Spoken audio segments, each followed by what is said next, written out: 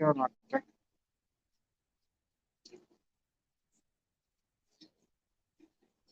Perfect.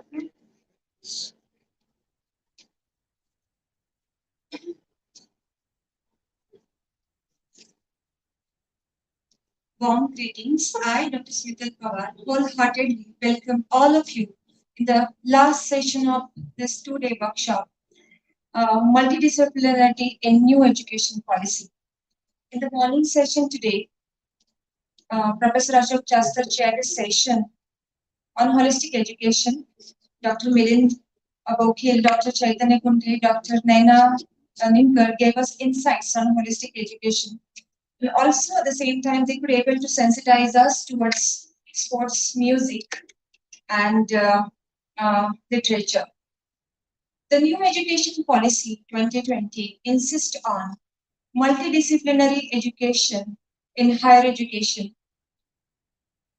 To broaden the scope of higher education through diversified field of study and to ensure flexibility and autonomy to the learners in the selected field of study. Yesterday, in the afternoon session, Roadmap to Implementation of NEP, Principal Rajendra Shinde from St. Xavier's rightly pointed out that multidisciplinarity is the need of an hour. Indeed, it is. The concept is understood and grasped. However, execution is little elusive. For that matter, we are going to have a panel discussion on multidisciplinary curricula. And we are having experts among us, Professor Vinayak Solapur and Dr. Preeti Joshi Madam. Professor Dusane sir is the chairperson of the session. Sir is a former vice principal, former NEP coordinator, and former RUSA coordinator of SV College. My request to Dr. Anil Garde sir, Associate Professor, Department of Physics, also CDC member, to introduce Dr. Preeti Joshi Madam. Yes.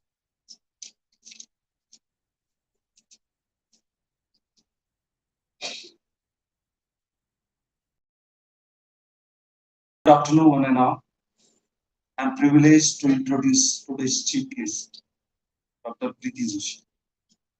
She's head liberal arts and performing arts, MIT World Peace University. Former head media and journalism, MIT World Peace University. Research coordinator and research guide at liberal arts, MIT World Peace University. Also, she's a recipient of 4 fellowship for His Holiness Dalai Lama Studies 2022. She's a lifetime member of Center for Contemporary Indian Studies, University of Colombo, Sri Lanka. Recipient of gold medal from the University of Northern Colorado, USA, Colombo University, and University of United Kingdom. She has published a reference book, a monograph, and more than 15 research papers to her credit. She has authored more than 50 newspaper articles in the Times of India, the Hindu, Maharashtra Times, and Sagar. She's a veteran educationalist, philology expert, writer, and a motivational speaker. On behalf of SV College, I welcome you, Dr. Preeti Joshi. Thank you so much.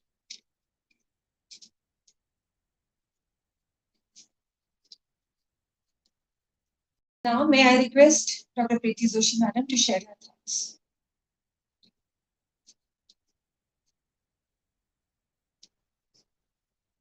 A very good afternoon.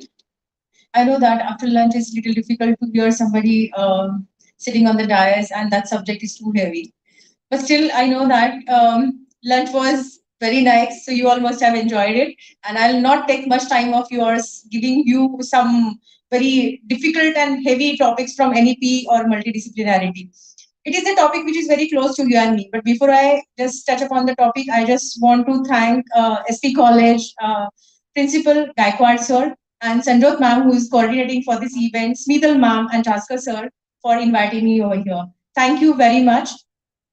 So, topic, as you all know, we are going to talk about multidisciplinarity. So there are so many terminologies which are overlapping, and in today's scenario, especially when we talk about NEP, National Education Policy, it's very important for all of us to understand these three terminologies. First one is interdisciplinary, second one multidisciplinary, and third one transdisciplinary. So before we go ahead, if we can have one question so that we all can get into the conversation, can we define this? What is multidisciplinary and how it is different than interdisciplinary or transdisciplinary? Can we have it? Anybody? Because these terminologies are going to play very important role in national education policy when we are designing the curriculum. When we talk about curriculum, it is in three types we can design it. One is learner oriented, second is problem oriented, and the third one is teacher oriented. But now, national education policy, it focuses more on learner education, learner educated or learner centric curriculum. And when we are designing this curriculum, such kind of curriculum, it's very important for us to understand how to cross the boundaries. And boundaries are done with the discipline. So how to cross the boundaries of discipline, that is very important for us. Just saying the words like interdisciplinary, multidisciplinary, transdisciplinary is not going to serve the purpose. Whatever we are doing right now in the education system, that is very monodisciplinary kind of thing going on. It's in tapering manner. First of all, we go with 4 to 5 subjects, then only 2 or 3 specialization we go ahead with, and last year 1 or 2 specialization we go ahead with. So choice is not being given to students, but in national education policy, when we talk about multidisciplinarity, we have given ample options. Basically, we can say that it's a cafeteria approach, we call it. When you go to any restaurant or hotel, we order for food. Somewhere it is thali, somewhere it is buffet, or somewhere it goes with a la carte. So this is like buffet. Spread is there: continental, Chinese, Thai, Mongolian, all kinds of food, all kinds of dishes are there. You just need to go there, pick and choose your own dish which you like, and make a platter for yourself. And that exactly says national education policy. And that is multidisciplinarity concept that is being introduced by national education policy. That's why I'm emphasizing again, we need to understand what is interdisciplinary, what is multidisciplinary, and third one is transdisciplinary. Transdisciplinary, little we can say that we are coming to that level, or we will come to that level little later stage. But currently, multidisciplinarity, that is very important for us. So can anybody tell me what is multidisciplinary and how it is different than interdisciplinary? How you think about it? There are no specific definition as such. So we need to say, okay, I feel this is multidisciplinary. I feel this is interdisciplinary. So can anybody tell me? Yeah, thank you, ma'am. Thank you so much. You saved me.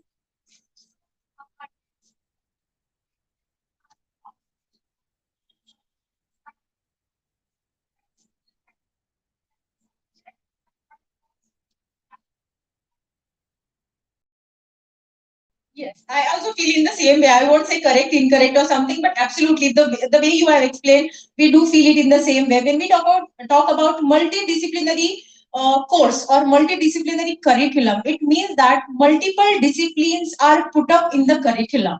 So you'll get a chance to select the discipline which you like.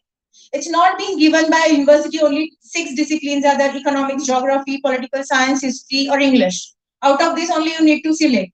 So we are just limiting them by giving limited number of options to the students. It is not multidisciplinary because we need to see how they can be connected together, because interdisciplinary approach is required when we are offering them multidisciplinary courses. For example, if you are giving them psychology, English, and media studies, for example, these are multiple disciplines. Media studies is different than psychology. Psychology is different than any other subject. We can history. So how we are going to put them together? There must be some connecting link, and that is being done by interdisciplinary approach, I feel. So what exactly is this interdisciplinary approach? That 2 domains coming together and sorting out the problems. It's about combining overlapping of two disciplines together. Simple example I'll give you, which everyone knows that, for example, economics, when we talk about economics cannot be studied or econometrics cannot be studied without statistics. We need to have fair knowledge of statistics. So that comes interdisciplinary approach. So statistics is one discipline, economics is other discipline, two disciplines is multidisciplinary, nature curriculum, it's okay. But when we are trying to put them together, we are trying to put the connection, then it becomes interdisciplinary approach, and that exactly is required or emphasized in national education policy. Because when we see national education policy, foundation courses are there. They are focusing on array of subjects. Students should be introduced, and they will be able to select the subject of their choice. For example, in the first year, they always ask us, NEP focuses that selection will happen, major minor will happen at the end of second semester, means at the end of first year. Once they'll be introduced to the foundation courses from different disciplines, then second year, first semester, they'll be able to go with their major minor courses. So there is major, there is minor, there are interdisciplinary or multidisciplinary courses, then hands-on experience, then we have projects and immersion programs. So if you see the category that is being given by NEP, it focuses more on multidisciplinarity. Multiple disciplines are put up together. So basically, we need to say that why multiple disciplines to be given to students? Why should we offer it? Very basic thing is that. Okay. So what you have done in MIT, I'll come to that point for sure, because MIT, World Peace University, we are following this pattern since last 3-4 years. And so many other institutes are also there. If I don't take their names, I'll be ungrateful to them, because they really helped us developing our curriculum. One is Flame University and other one is Symbiosis University. Both the universities really helped us to develop the curriculum, but we are having edge over them. Why? I'll tell you. MIT started liberal arts program, which is very much going in sync with NEP. We started after them. That's why whatever they were lacking, whatever they did not have in their curriculum, we were fortunate enough to introduce it in our curriculum. So I can say that MIT liberal arts curriculum is better. Obviously, it's better than other universities. Why? I have given you the reason, and we have concrete examples of it. One more example I'll give you here. It's little deviation, I know. When we talk about psychology and interdisciplinary approach, I was just telling why I'm giving this example, because psychology is now very booming. I can see each and everyone wants to understand psychology. So psychology students, they come up with clinical psychology, counseling psychology, industrial psychology, criminal psychology. That's true. But along with these sub-disciplines, what is important? What are the aligned areas where psychology plays very important role? One is music therapy, other one is dance therapy. So music therapy and dance therapy, they are complementing fields to psychology. So when we talk about interdisciplinary approach, we must study all these complementing areas which are really beneficial to understand psychology in better way. So if you are going ahead with psychology as your major, so you can go with dance therapy or music therapy as cluster electives.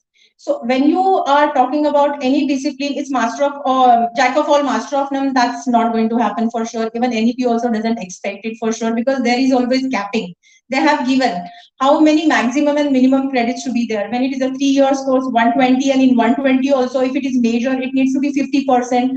Then if second major is to be there, it's 40%. So major, minor, double major, single major criteria are very clear, and credit system is given in a very, very clear way. So we do not have any ambiguity in this. If I want to go with double majors, am I going to score 50-50, means 100% I should get from the discipline, whatever I have selected? No, not at all. They said that if it is a first major, 50%. For example, if it is a 3 years course, 120 credits, so 60 credits you must be getting from your first major. And if you want to go for second major, 40% is allowed. So it means 48 credits you can earn.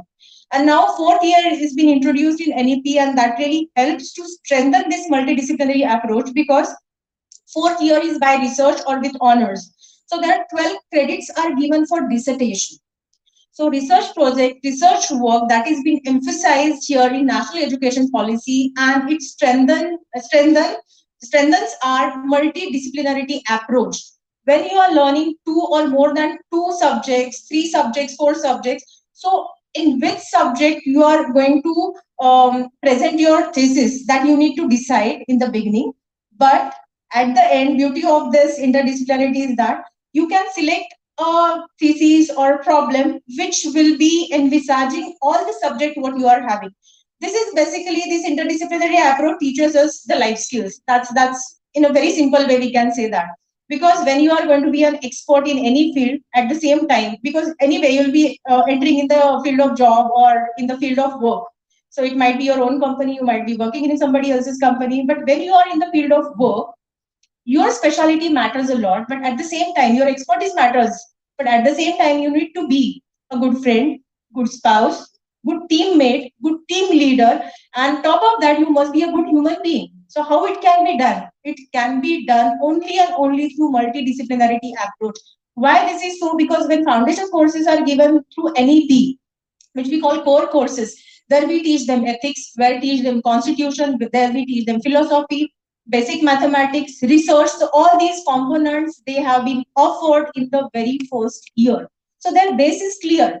Now, with the electives, we can offer them different disciplines. So here, MIT, I can say that we started with foundation courses first. First year, it is full of foundation courses. So per subject is 3 credits, but now because of NEP, we are going to change it to 4 credits. And other subjects like we can say value-based education, it will be of 2 credits. Immersion programs will be of 1 or 2 credits. That way we are changing it.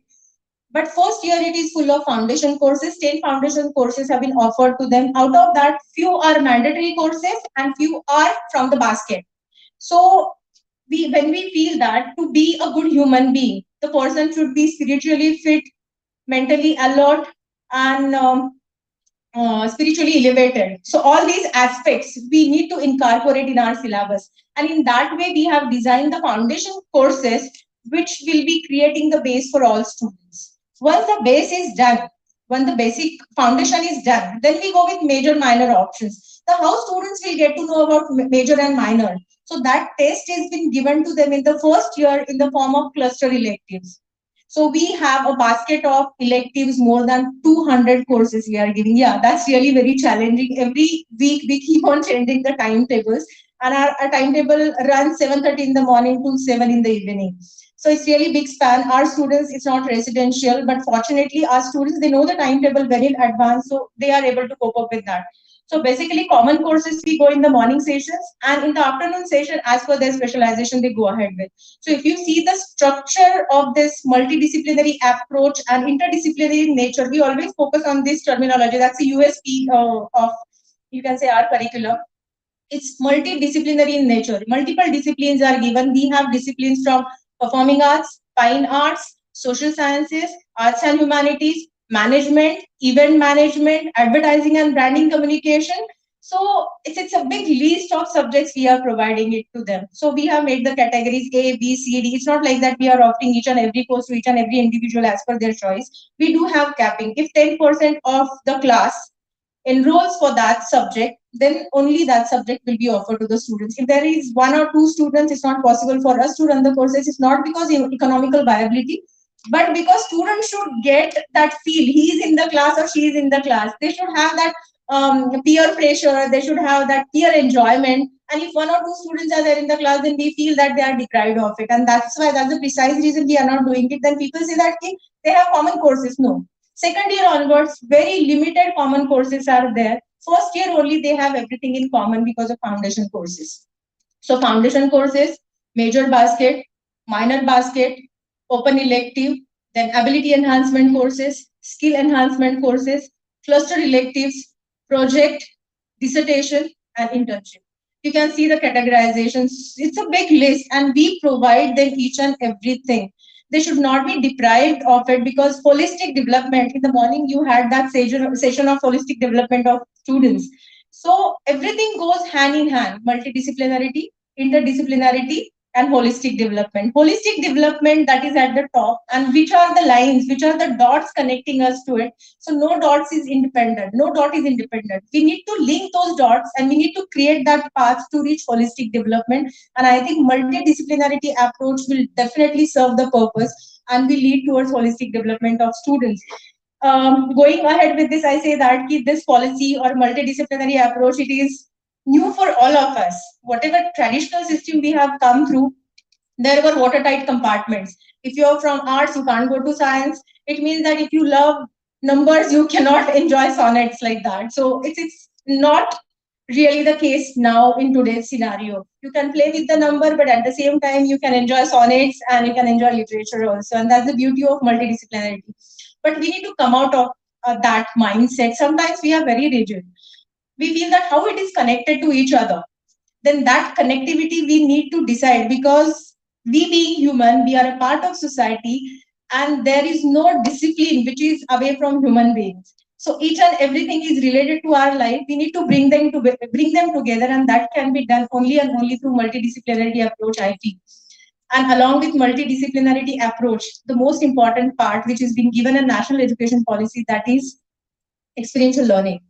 So application, that is being given equal importance as per theory. More teaching or learning happens outside the classroom. And that's very true for national education policy. Here, one story I'll tell you and I'll take your leave. If any questions are there, at the end we'll be having question answer session, and there I'll be answer all the queries at my capacity. I know that you all are veteran ones, you know everything. But still, if something is there, what happens at MIT, if you want to know, or any questions comes in that way, I'll be able to answer that for sure. One story which is based on application, how important it is, that I'll tell you, and then I'll take your leave. Thank you so much. So first of all, this story begins with two merchants, Navy merchants. They were there on the sea. Their ship got to halt and it was not working, and their business was very important and they wanted to get it done, get it fixed as early as possible. Somehow they tried all the engineers, they invited all the engineers around, and experts, so-called experts, they invited. But unfortunately, no one could fix the problem. At the end, they saw one person, very shabby kind of person, coming with a small toolkit in his hand, and he was just approaching to them. And he said, "May I?"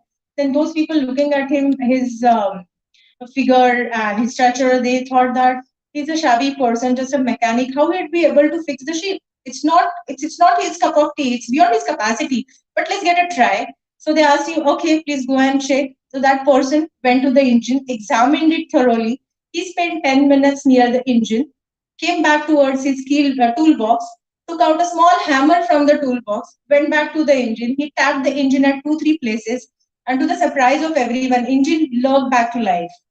So it was an amazing experience for those merchants, and they were so happy to see that, and they asked him for the bill. The small mechanic, he gave them the bill of 10,000 rupees. So they thought, okay, just tapping with hammer, why 10,000 rupees should be paid to this fellow? So they said, "You give us customized bill. What items you are used? Itemized bill I want from you." That fellow was smart.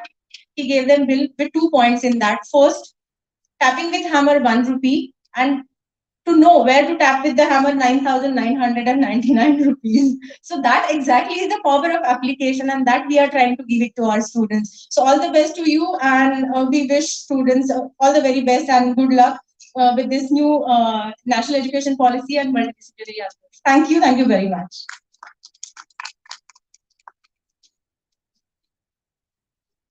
Thank you very much, Madam, for giving us a complete overview of implementation of NEP in MIT. There must be many questions in your mind, but we will all together take that session once Professor Sulabhu Prasad's session is over. Now, may I call upon Dr. Shivaji Bhosle, sir, Associate Professor, Department of Physics, to introduce Professor Sulabhu Prasad.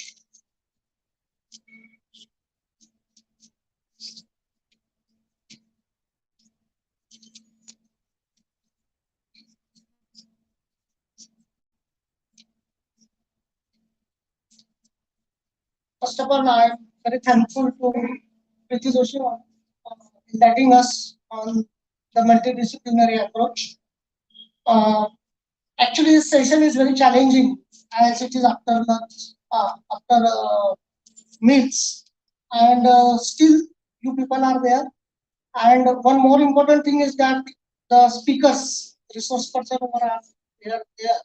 So this are definitely taking this challenge and they are making it very useful to you. Now, in this deliberations, what we are expecting is this. So, what is multidisciplinary? Why it is essential? Then, what should be the roadmap? What preparations teacher has to do for this interdisciplinary approach? And then, how to go about this? What should be the teacher's mindset? How should be the teacher's students' mindset? Whether students should be involved in all this process, because as we are implementing the education, but there is no say to the students. So for their inputs, what we are taking, how we are taking their inputs, these are very important, because if their inputs are not taken, then I don't think that this particular multidisciplinary is going to be useful. So with these words, I will definitely say that. So we will get the answers. One more answer we will get through this deliberation is that whatever the minor or major courses will be there. So who is going to teach that? The department who is taking those, or some other departments will teach. So we'll try to get all these answers through this deliberation. Thank you. Thank you very much. I know that it's very difficult to introduce Dr. Vinayak Solapurkar sir. As most of you know also, but I think he requires a deep introduction at this particular session, because we are in a panel discussion on multidisciplinary curriculum.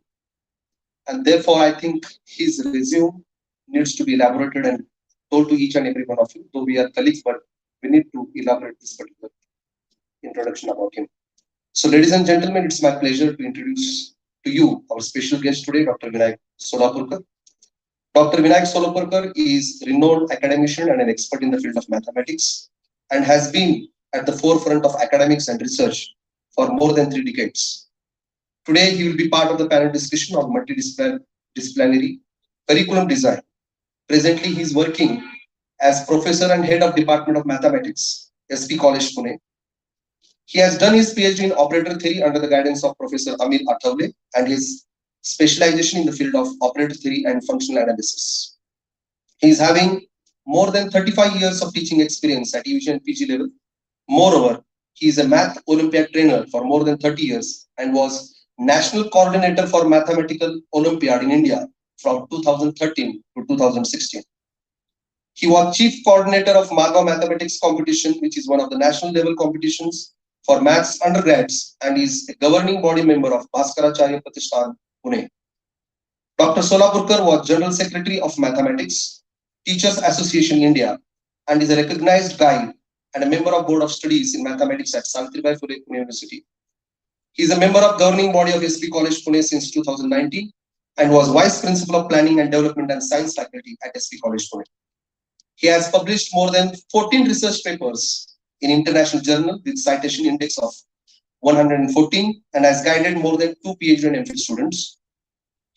Dr. Solapurkar has been editor and co-author of a book on excursion in mathematics for preparation of regional and national Olympiad, which was published by Bhaskaracharya Pratishthan, Pune. He is also the member of textbook writing committee for 1st to 6th standard students of Maharashtra State Board, published by Bal Bharati. He is actively involved in the development of e-content and has delivered a series of 48 videos, lectures on complex analysis under MHRD project. Dr. Solapurkar is a visiting faculty in several renowned institutions and has delivered more than 100 lectures on various topics in many colleges, universities, and institutions across India. He has organized more than 30 conferences, among which he has conceived and coordinated a national level mathematics competition for the students of undergraduate classes in the country. The competition takes place at 24 different regions in the country, including Mumbai, Gujarat, Kerala, Delhi, Assam, and is funded by NBHL. Under his able guidance, several students have been working in various national and international institutes and has brought laurels to the country. He participated as a member of the Indian delegation and presented a paper in the International Congress of Mathematics held at Madrid, Spain. He was also a member of the Indian delegation that represented India in International Congress of Mathematics Education held at Seoul, South Korea. He accompanied the Indian team and worked as an observer in the International Mathematical Olympiad held at Cape Town, South Africa. He represented SP College as a member of Indian delegation that visited Germany and Sri Lanka. He was also leader of the Indian team in the European Girls Mathematical Olympiad held at Romania and deputy leader of the Indian team in the 60th IMO held at UK. He has been on academic visit to several countries like USA, UK, Germany, Spain, Sri Lanka, South Korea, South Africa, Romania, and Poland. He has received several awards like Susamvad Prize for the Best Research Work, Best Research Award by Nityanand Bhavan, Teaching Award from Uttar Bharatiya Sangh, Consistency Award from Bhai Academy Panchgani, and Best Innovative Teacher Award by SEDA.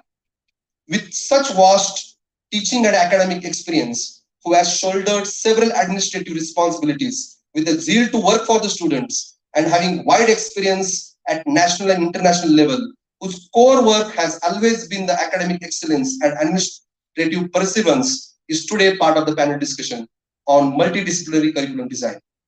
I am very sure that his presentation promises to be both informative and thought-provoking, and you will find it to be one of the highlights of this workshop. So without further addition, ladies and gentlemen, please join me in welcoming Dr. Vinayak Solapur.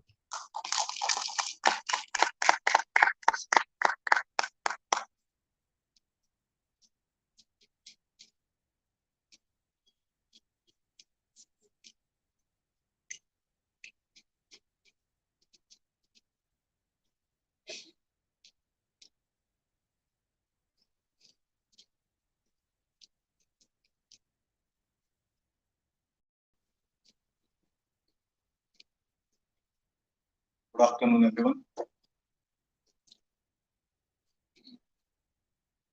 In this list of speakers, I find myself an odd man out because I'm the only person who is an insider. Perhaps that arrangement is done because college wants to show that not all speakers are from outside, and let there be someone from within the system and also college. So I totally understand their concern. Secondly, I want to correct Josle sir a little bit. He said that today's guest, I'm not a guest. And third thing, before I speak, I'm a little tense today. You wonder why. With that much introduction that I have delivered so many lectures outside and so on. And after 35 years, why are you tense? So reason is all these lectures are given outside the college, most of the guest lectures, where neither students of the college nor teachers of the college are present. And the lectures that I have given in the college are inside classroom where only students are present. So this is one of the rare occasions where I'm exposed to teachers of my own college, and that makes me a little nervous. But at any rate, let me start my presentation on multidisciplinarity. This is a huge area and a kind of presentation in 30-40 minutes. So you will come to know that I will speak for that much time. Is not definitely enough to give justice to the subject, and especially when we want to implement it in a near future, immediately in this June, July. Okay. But whatever I understand about the subject, whatever my thinking on this subject for many years, because those who were there at that time, most of you may not be there. In 2007, we had a conference on education, and I got chance to make a presentation on interdisciplinarity. So really from that point of time till today, I have been thinking on this topic, and this platform gives me another opportunity to speak in front of my own colleagues. So I'm in a way happy about it also. Joshi madam spoke about various terms interdisciplinarity, multidisciplinarity, and transdisciplinarity. In some articles, papers, cross-disciplinarity is also used and things like that. So I will touch upon these definitions in my presentation. So as we have been, everyone will agree with me that there is confusion about NEP. Confusion begins with whether it is going to be implemented or not. Next level of confusion is whether it will be implemented in our college, hoping that it won't be. But at any rate, now let me tell you that Government of Maharashtra has issued a GR 6 December, and it is going to be implemented in all colleges, especially A+ autonomous college like SP College. We will have to implement in this year. And then what are major? If this is major, can that be minor? What could be general electives? Okay. What is ABC and how student will go? Lots of questions, and there is some confusion. But I believe that confusion is first step towards understanding. Okay. Somebody who is totally indifferent cannot neither get confused nor get excited. Okay. It's totally indifferent. Let NEP come. Okay. Whatever may happen. So if you are confused, it's a good thing. It's a good first step towards understanding what is NEP. Once you start an attempt to understand, then you may get confused. And then slowly the confusion will go away. So the next level could be churning. That's what we are doing now. So the confusion will go via churning. So like workshops like this and several conferences, discussions, deliberations. Okay. And I will tell you some more things to do in this presentation so that confusion might go away. And then finally, we'll achieve clarity. This stage has to come before June because we want to implement NEP in the coming academic year. So I can see my young colleagues there. Okay, so it might not look like this, but you can imagine them standing there and they are saying that yes, now we have clarity and we'll implement NEP. Okay. Okay, so can you see this? They have all joined hands. Physics, math, biology, political science, history. For want of space, I have not added music and things like that. But they have all languages are missing. Okay, so now about the motivation of why Government of India wants very heavily this virtue as multidisciplinary 4-year degree, multidisciplinary education or interdisciplinary education. Why one wants to do all that? What is so great about it? What is motivation of the educators or policy makers so that they think that no, now it has to be discipline free or multidisciplinarity. Now in yesterday's presentation by Principal Shinde, he made a point that it comes from Western countries. Okay? Western countries. That the motivation might be that such system already exists in US, UK, European countries and things like that. But let me tell you my opinion. Okay, and my opinion is based on UGC guidelines on multidisciplinarity, September 2022, where it is clearly written from where the motivation comes.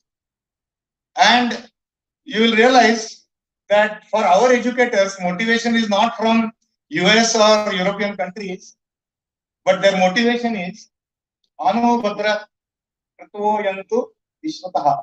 This I have taken from Minal Balte, thanks to Minal. And this is from Rigved. See, every word I am writing here is quoted in those guidelines. So this sloka or mantra, whatever it is, I didn't know. This is from Rigved, but it is quoted in UGC guidelines. The first line is this one. So see their motivation. And what does that mean? Let noble thoughts come from all directions. UGC guidelines. Every word written in this motivation slide is from UGC guidelines. And therefore, I wonder why we are saying that the motivation comes from US or UK. Okay? They have written, see, I am saying that none of the sentences written here is my opinion. This is UGC guidelines 2022. You can open and read that ancient Indian institutes such as Nalanda and Takshashila, they were large, vibrant, multidisciplinary institutes where great people, Pandit kind of people were there.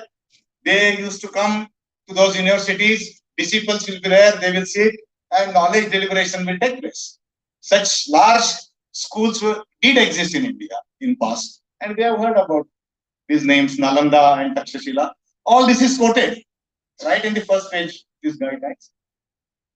Then they talk about concept of liberal arts. Okay, now Madam is already professor of liberal arts, and I should not speak much about it. But the UGC description of liberal arts. Okay, anybody, what do we exactly mean by liberal arts? Anybody wants to? UGC says that this is kind of incarnation of 64 kalas. UGC says 64 kalas we have heard. Okay, and all those 64 kalas, the discussion about them, deliberations about those kalas. So that word kala, that art, and liberal art means all those. That includes science. That includes science. Those 64 things include science, include commerce, includes economics. All these are kalas of life that a student should get chance to learn, to think upon, ponder upon. So that is idea about liberal art education, and that's where multidisciplinarity actually comes into picture. So this is vision of UGC and taking the stance that we want multidisciplinary education. Then the dialogue method of Indians. All of you must have heard this famous book, Argumentative Indian, written by Amartya Sen. And it is argued there that Indians have been very argumentative in the sense that the knowledge deliberation will be through question answer. Teacher will come, teacher will sit, disciples will sit, and then disciples will raise hands, and then they will ask questions. And then teacher will answer those questions and knowledge will be passed on. Once what happened, I thought that let me try this method in my classroom. Okay, because though that dialogue method, the condition was teacher won't say anything unless students ask questions. If you have questions, then I will answer. Then teacher will answer. So I wanted to try that. And you are laughing, so you already know what must have happened. So I said that today I am going to use ancient Indian method, that I will only stand in the classroom. If you have a question, I will answer. And if you don't have a question, then the lecture is over. Then they were very happy. They said, sir, we don't have any question. So we are laughing, but this is the situation that we have come from our ancient times to today, that very rarely, on very few occasions, students come up and ask questions, forget about good, meaningful questions. But this was our method, dialogue method or argumentative method. So the idea of UGC is to bring back that glory again in India. Maybe down the line another 10, 15 years, but the dream is or vision is that this ancient Indian glory, our argumentative nature, okay, should come back. Our students should get chance to learn all those techniques. Okay. And UGC guidelines says that make India a global knowledge superpower. So in days to come, through this multidisciplinary system, India is going to become a powerful knowledge, powerful or superpower in terms of knowledge. So this is the dream which I have just now elaborated, create large multidisciplinary. So now you think that something like Nalanda University is here in Sadashivpet, okay? So this SP college, some other college, and thousands of, this is a dream. I know that this is not going to happen. I completely understand. But the dream is that 5,000 students are entering into a huge campus. Thousands of pandits are there, teachers are there. They have vast knowledge, interdisciplinary, not just mathematics, pure mathematics, functional analysis, no. Told about specializations, okay? But that is exactly in the opposite sense of what I am lecturing. Okay, so no very, very specialized knowledge, or even if you have knowledge of other disciplines also. So such vibrant atmosphere UGC is dreaming about. Okay. And we can just go through it. These are just dream words. Okay. We should not dream too much. It's already afternoon after lunch. Okay. So if you start dreaming, you may sleep. So, okay. So the outline is, he told that I'm hardcore teacher. I will take your quiz for 2-3 minutes. Okay. I want to take a quiz. Are you ready? Yes? Are you ready? I talk to last bench always. Okay. Setting up the context. I will give some conceptual framework of what multidisciplinary, interdisciplinary. Lusane sir suggested that why it should be broader like that. I will speak on concept. Some examples I will give. Challenges in implementation. And then the final comments on what I feel about all this. Ready? You can answer, raise hand and answer. Okay? But there are conditions. Condition I have written. That is for teachers of social science and language. First 2 questions. Only for social science and language. So can you imagine that these are going to be science questions? I want to right away prove the boundaries of the discipline.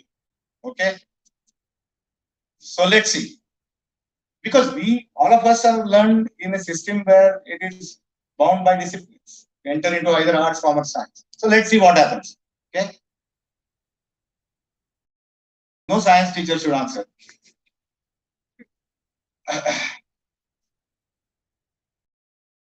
Oh, Joshi madam is ready, but you are resource person.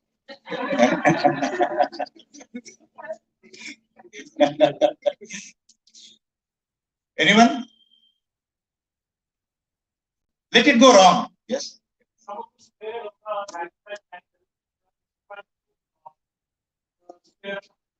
Excellent. Very good. You are not from science, but in art stream, did you take mathematics? Okay, okay. Huh? It's from history. Very good. Wonderful. You wanted to take the same statement. Because science stream, answer is unique.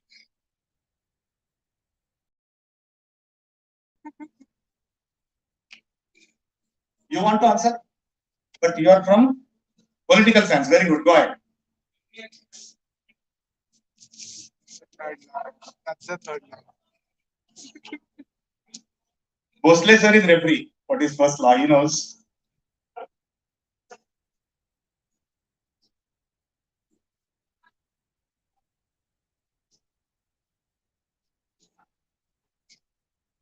I will tell a key. You wanted to answer. Why did you go to history? You also knew that? Good. So even if it is discipline bound education, some may pick up some words here and there, and okay, so very good. But by and large, okay, you can see what is the now teachers of science and languages. So the questions come from social science.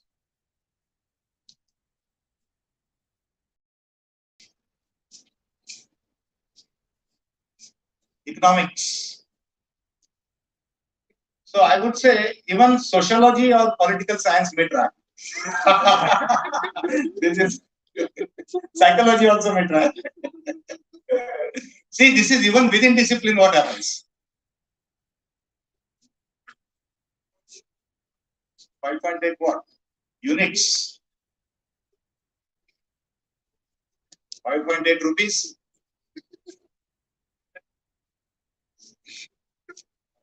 Google is not allowed. 5.8. 5.8 crores.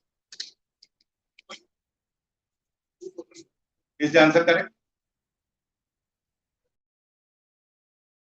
3.48 trillion dollars. So must be correct. One has to count the zeros. He said 3.8 lakh trillion. You wanted to say? Good, very good.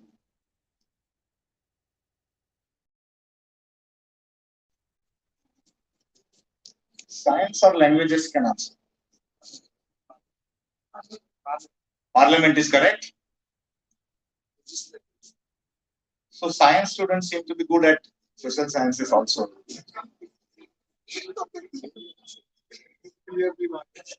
Now for the teachers of science and social science. So questions are going to be on science.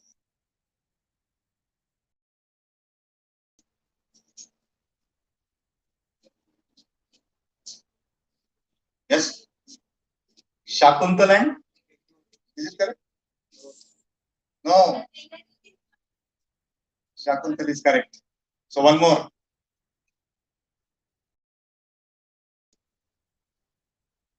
Doshi madam, you seem to be a universalist. Good. Yeah, go ahead. Ashadta, Sanskrit, please. Na? You are telling current version or kind of translation. Authored by Kalidasa, original text name. So you can tell now.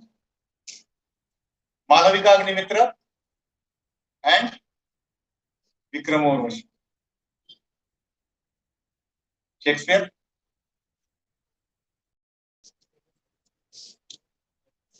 Let's see. Some science teacher. I want some science teacher. I'm glad.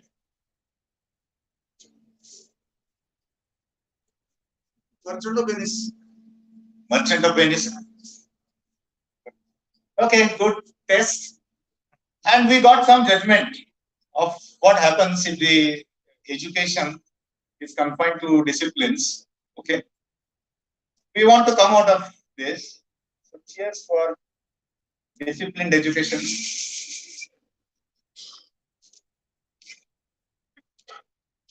Okay, now I want to tell you some buzzwords. So I told you that I will tell you some tricks of getting quickly to this NEP 2020. See, when you are moving through campus, okay, staircase, classrooms, library, you keep uttering these words. It's quickly getting, see, if you pick up the vocabulary, even if you don't understand, keep talking about those words for next 2-3 months. NEP will come and you will get a feeling that you have understood.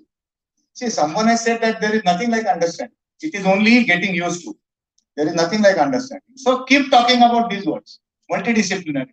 So even moving around, just casually say multidisciplinary. Keep talking about the words. Major, minor. Just common room word. Just what is minor, what is major. Even if you don't know full form. How many students have taken the DSE? Ask someone else. What is G? See, anything will come closer to you. Keep using the vocabulary. Okay?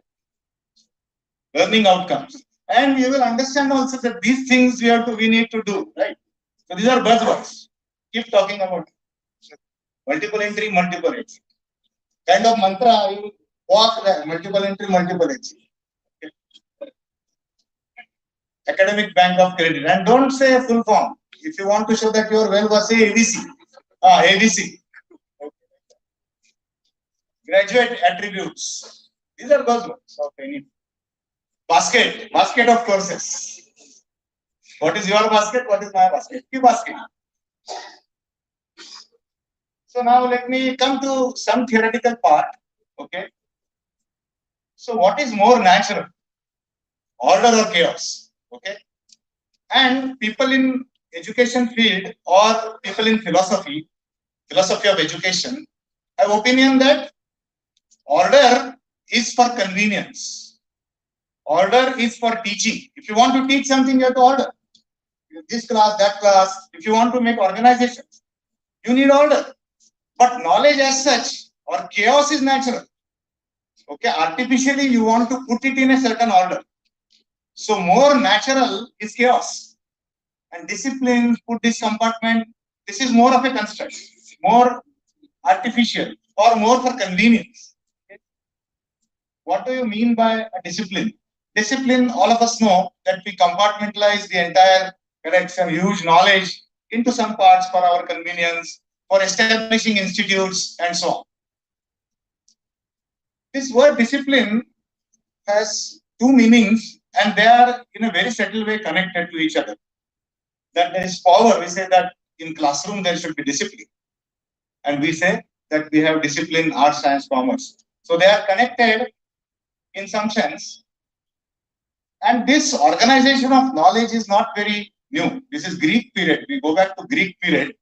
And Aristotle has done this game. That he has written the areas in the order of, in fact, importance. So that is a very famous concept, that is hierarchy of knowledge. See, in our college also sometimes we keep fighting. What is important? Mathematics or statistics? Okay, English or Marathi or Sanskrit, social science, or science or economics. I am giving right examples, I know.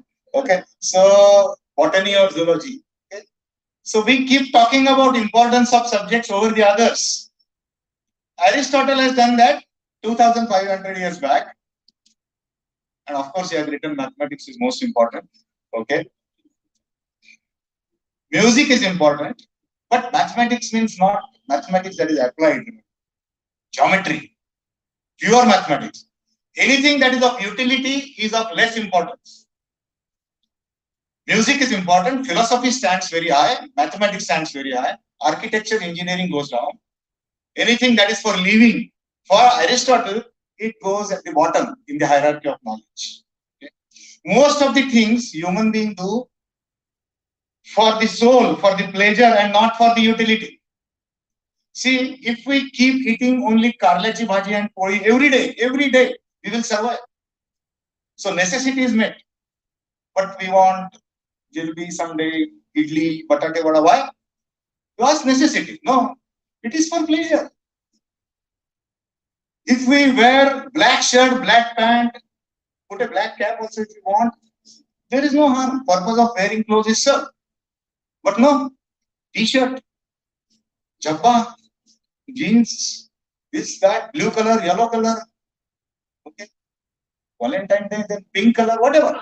So you wear clothes for it. So why? Why? For pleasure. You listen to songs. Why? If you don't listen, I don't want to listen to any song. You will survive. You will survive.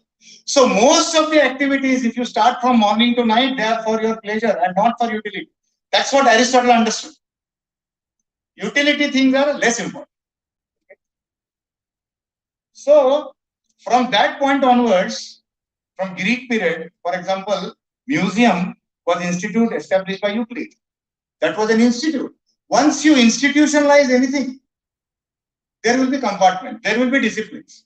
Okay. So growth of universities and institutions gave rise to disciplines and disciplined education or education compartmentalized in disciplines or subjects. We call something as biology, something as physics. Okay, for convenience, for institutional education. In Europe, I won't get into the entire history. In Europe, with Oxford and Cambridge, there was a period where science chairs were established. Wrangler was supposed to be a great Tripos exam, and science turned out to be superior to other people believe, which was of course wrong. Okay, so this discipline, some specialists like Huxley said that this is very important. So there were people who supported the discipline also, and structure of affiliated colleges further strengthens disciplines. Okay, see, if you consider institutions like TIFR, IISc, then comes universities, and then colleges, then this bond becomes more tight of disciplines. Okay, there is some kind of little more flexibility could be there in university than colleges. Okay, so affiliated college structure, this NEP, they want that it should go up. So slowly they don't want affiliated college structure. Those who are teaching, those who are deciding subject, they will grant degrees. So that is notion of degree granting institutions. Okay, now the madam initiated this, what is multi, what is inter and so on. So my interpretation is that these concepts are subject to interpretation, of course.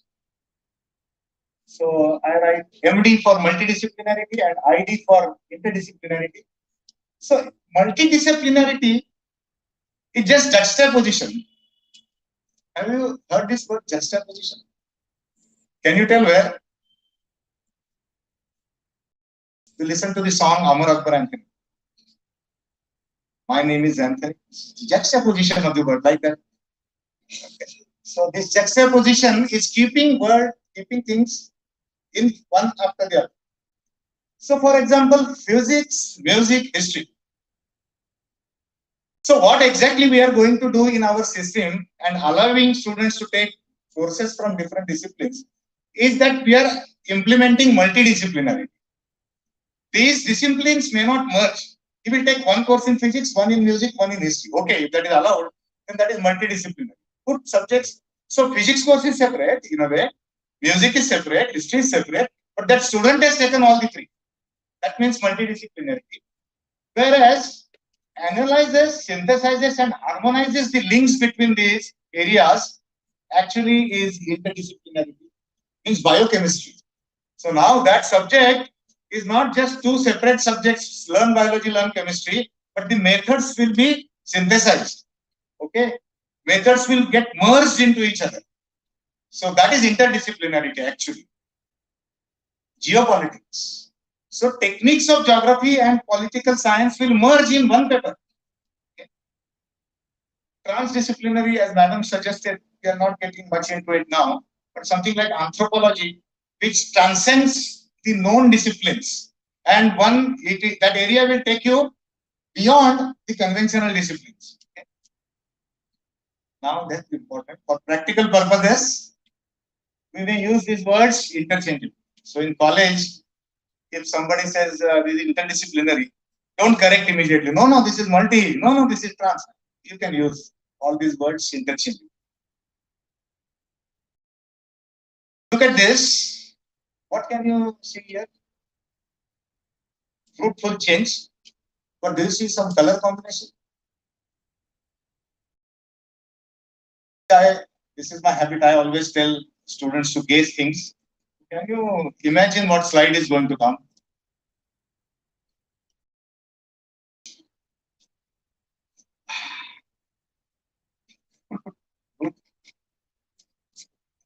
No, but see slide carefully. It's a basket. These are separate disciplines. These are separate disciplines. Fruit salad, they are mixed in one bowl. Right? That's why I wrote that you use them interchangeably now. Now I forget these things. Do you expect anything else further? Exactly, very good. Very good. And this is not concept I am introducing here. Smriti Nisani is a famous author on interdisciplinarity, and he has written this article with this example. I've just made a picture out of it. Fruits, salads, and smoothies. Okay? And then there he has explained the concept of interdisciplinarity. A bit of historical. I will not get into the theories. Okay, I am just giving impression that I can give a course on interdisciplinarity, and I'm going to get retired in July. So if you want, you can invite me to give a course on interdisciplinarity with all theoretical framework, everything, what Kant said and all that. That impression I wanted to give to the present. Okay, principal is not here, otherwise I would have further emphasis. Okay. So, see, these are people who opposed this European university structure, okay, confined to universities and importance to science and things like that. And these are great names. Kant, a great philosopher. Comte is the pronunciation. Comte. And I have written names of their monographs. The conflict of the faculties, that is the title of Kant's essay. So where he has elaborated that what is damage done by the disciplines. The essential contest says the same thing. Nietzsche, these scholars, and see the order. 1798, 1830, so you can see some continuity there. Okay, 1886, Ortega, Spanish. The Revolt of Masses, 1932. All these essays or books are against discipline education or education divided into compartments of disciplines. Okay. CP Snow Two Cultures, very famous book. And if I'm not wrong, I have delivered already one full lecture. Okay, so I am again trying to impress you that you should have a course on interdisciplinarity. Okay, from July. All right, and there I can explain all this if you want. Then UGC initiative came in 1963. So UGC started offering scholarships for interdisciplinary studies in early 60s. Okay. So they started thinking about interdisciplinary studies some 60 years back. The Yashpal Committee report, which came in 2009, clearly stated. So this is a sentence from Yashpal Committee report, that there is a need to expose students, especially at undergraduate level, to various disciplines. Okay. So this is some background of how this interdisciplinarity or multidisciplinarity has come in NEP 2020. Okay. Now, this is just some highlight that SP College conducted, or SP College thought about interdisciplinarity way back, and SP College actually tried some very interesting projects on interdisciplinarity in past. So look at, just go through it. So my intention here is that the present generation should get motivated to come up with more such projects in future. Okay, so these are actually projects done at SP College. Linear programming, game theory. This is a joint experiment done mathematics and economics department. My colleague Anil Vartak was there at that time. Roy Madam was there at that time. Then languages and social science. Teachers, Sane sir was there. Sane sir organized this. These are all interdisciplinary efforts in SP College. Gödel's incompleteness theorem, mathematics, philosophy, UC art form, computer science. Okay. So some artists from outside were also invited at that time. I have written years. Okay. Probability theory and mathematics. I have quoted here mathematics example more because I was involved, but there could be more such projects. This is not a complete exhaustive list. Einstein's theory of relativity, that from point of view of physics, mathematics, philosophy, and history. Okay. And new explorations in the thought of Tilak and Abhyanga. These are some just highlight of some interdisciplinary efforts at SP College. This is famous Two Cultures book.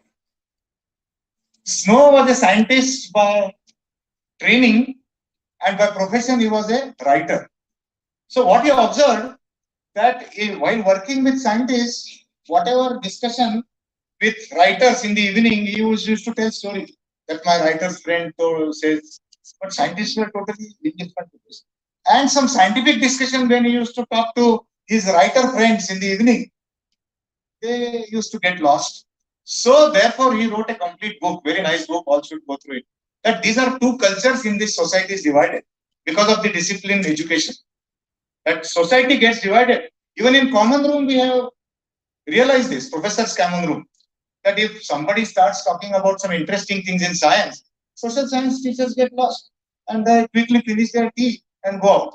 Okay. Same thing happens other way. If language and social science, they start talking. So society gets divided into cultures, and that's not good for the development of society. I hate quotations. So this is a very nice quotation, that I hate quotations. Tell me what you know. Don't quote others. You tell me what you know. Okay? So a community whose members speak a multitude of mutually intelligible language cannot build high topics. Functionally requires effective communication. Overemphasis on the competitive system and premature specialization on the ground of immediate usefulness kill the spirit on which all cultural life depends. Specialized knowledge included. Okay. These are some universalists I have just listed. I will quickly go through it. They have proved in the history of mankind the power of interdisciplinary thinking. Just go through it. I am telling that I can elaborate on this very much if you want at some other point of time.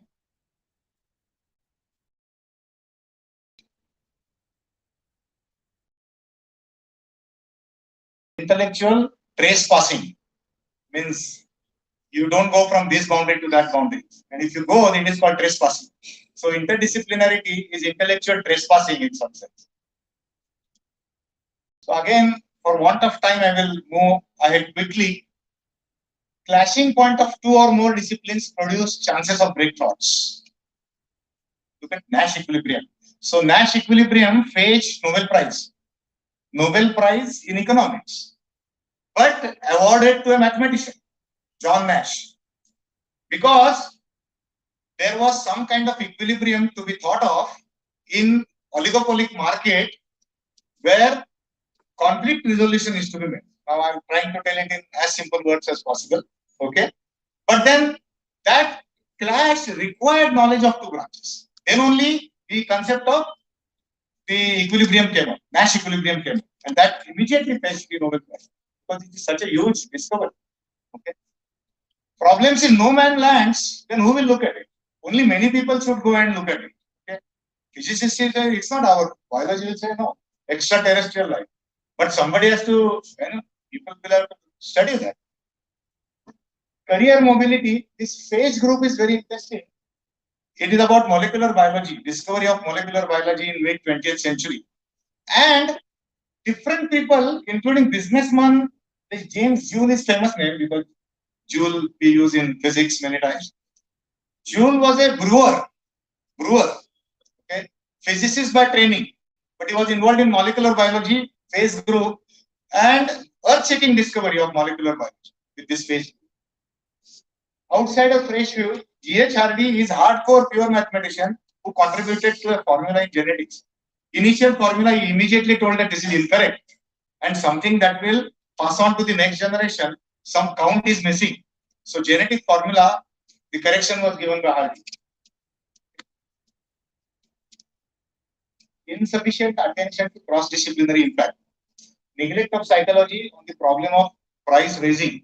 See, this is reported in 1979 report that psychology is neglected in determining the reasons for price raising.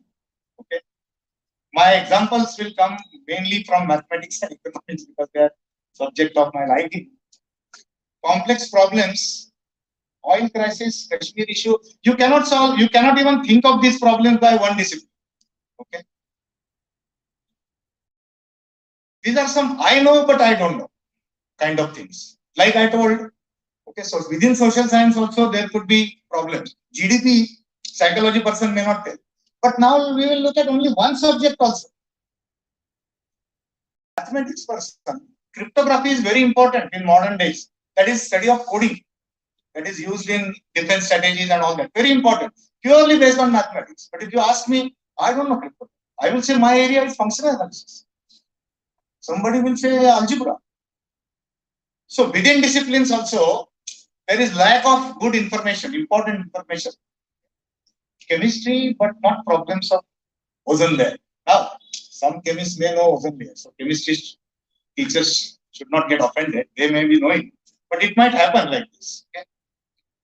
Atmospheric physics, Nilesh is here, is subjective, but may not know global warming.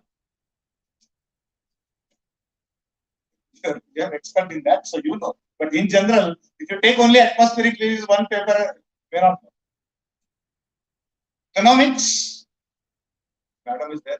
Optimization techniques is all about, controlling the prices or scientific methods of determining the minimum prices under given constraints. So that is all about economics actually.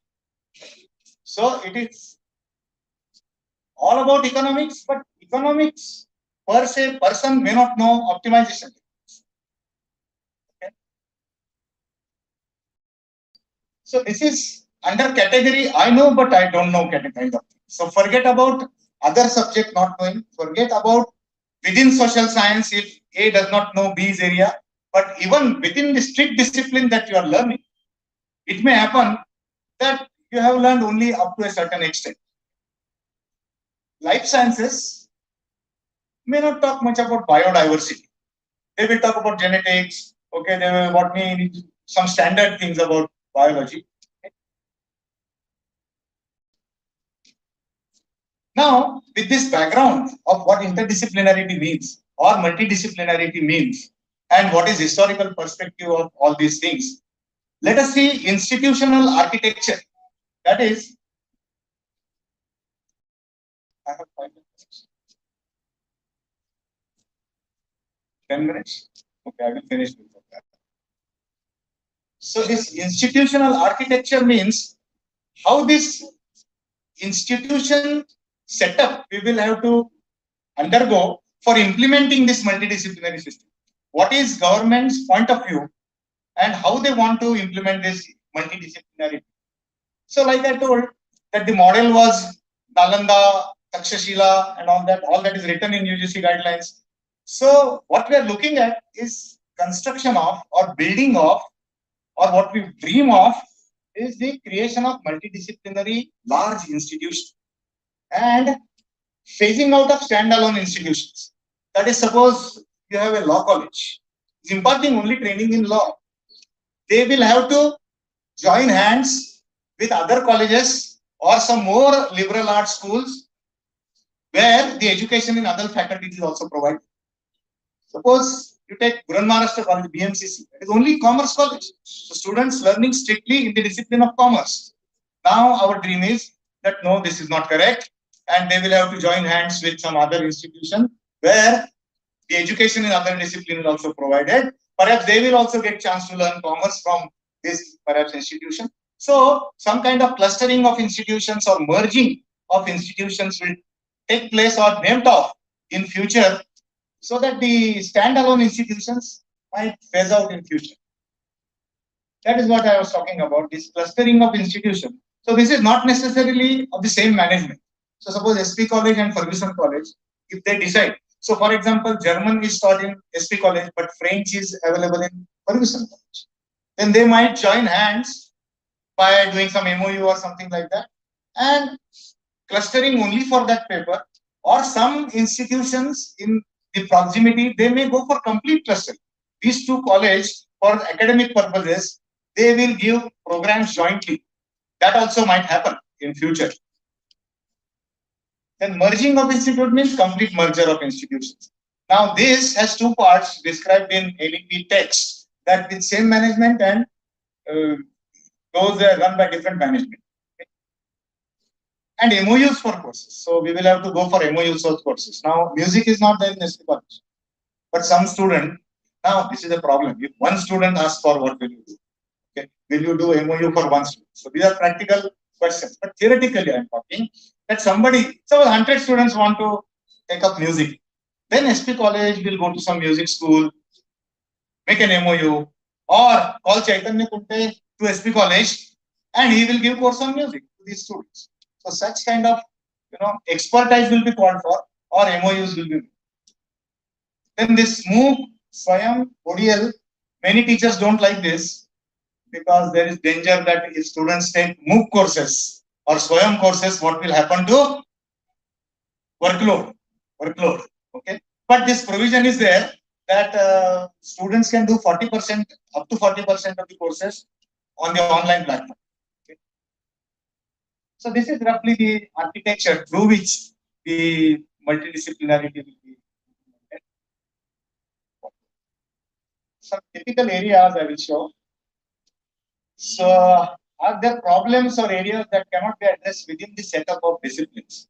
So women's studies, typically, you cannot only study this from sociological point of view or economics point of view, or so one has to look from scientific point of view also, or biological framework also it needs to be taken care of.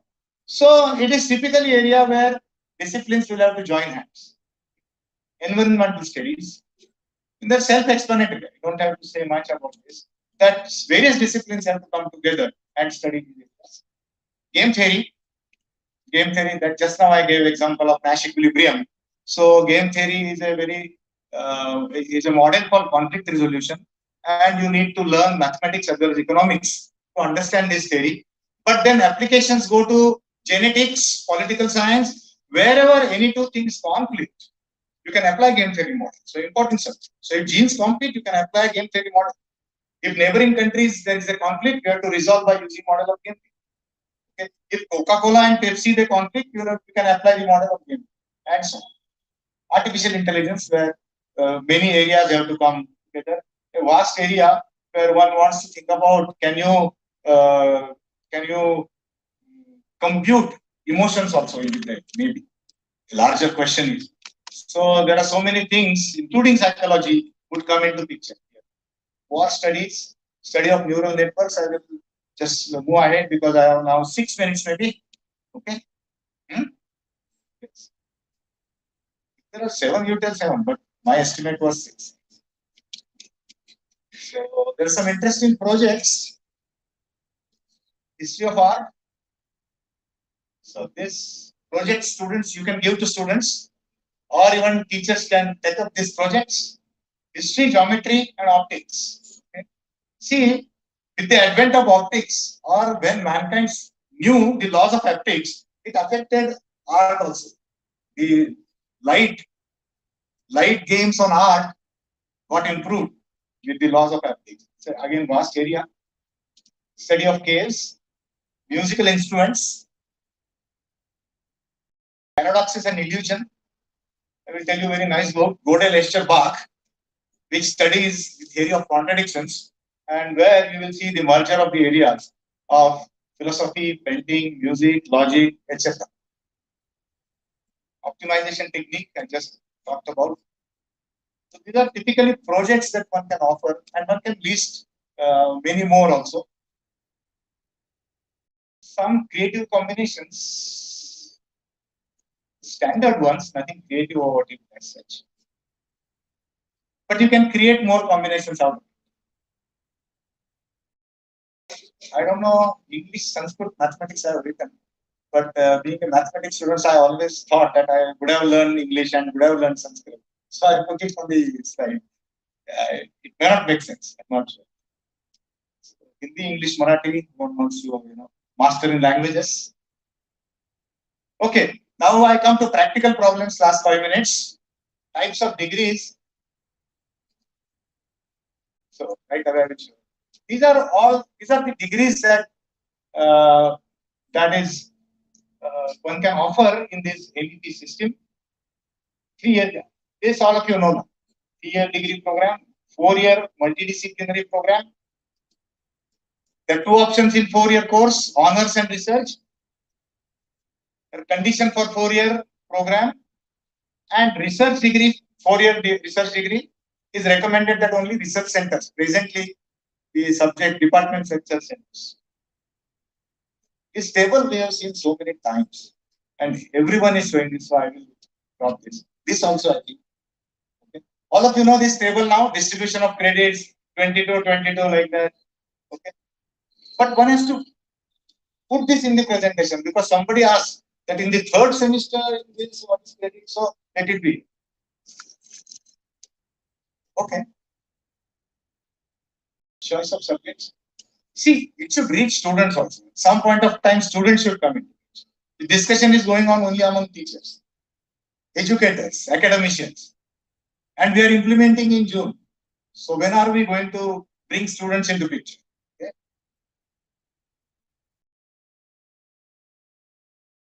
This guy wants to do what? Can you do that? Why not? Why?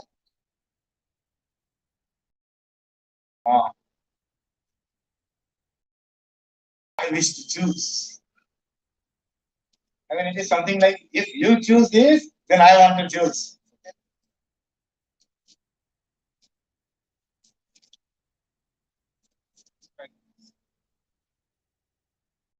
Okay. Some kind of weird combination, but she wants to do that. Okay, and we should allow. Okay, so this is one illustration, and more or less, then I will stop after this illustration and few points. So this, our teachers were interested in knowing what exactly can we have one example that courses that we can offer. So my example is mathematics major and statistics minor. There was a lot of discussion yesterday, but finally I retained this, whether you can take minor from the other or not. But I support the argument that minor subjects should support the major subject, and the general elective should give you chance to make a multidisciplinary. That is my understanding. But there is no clarity even among experts. So I retain my stand. Okay.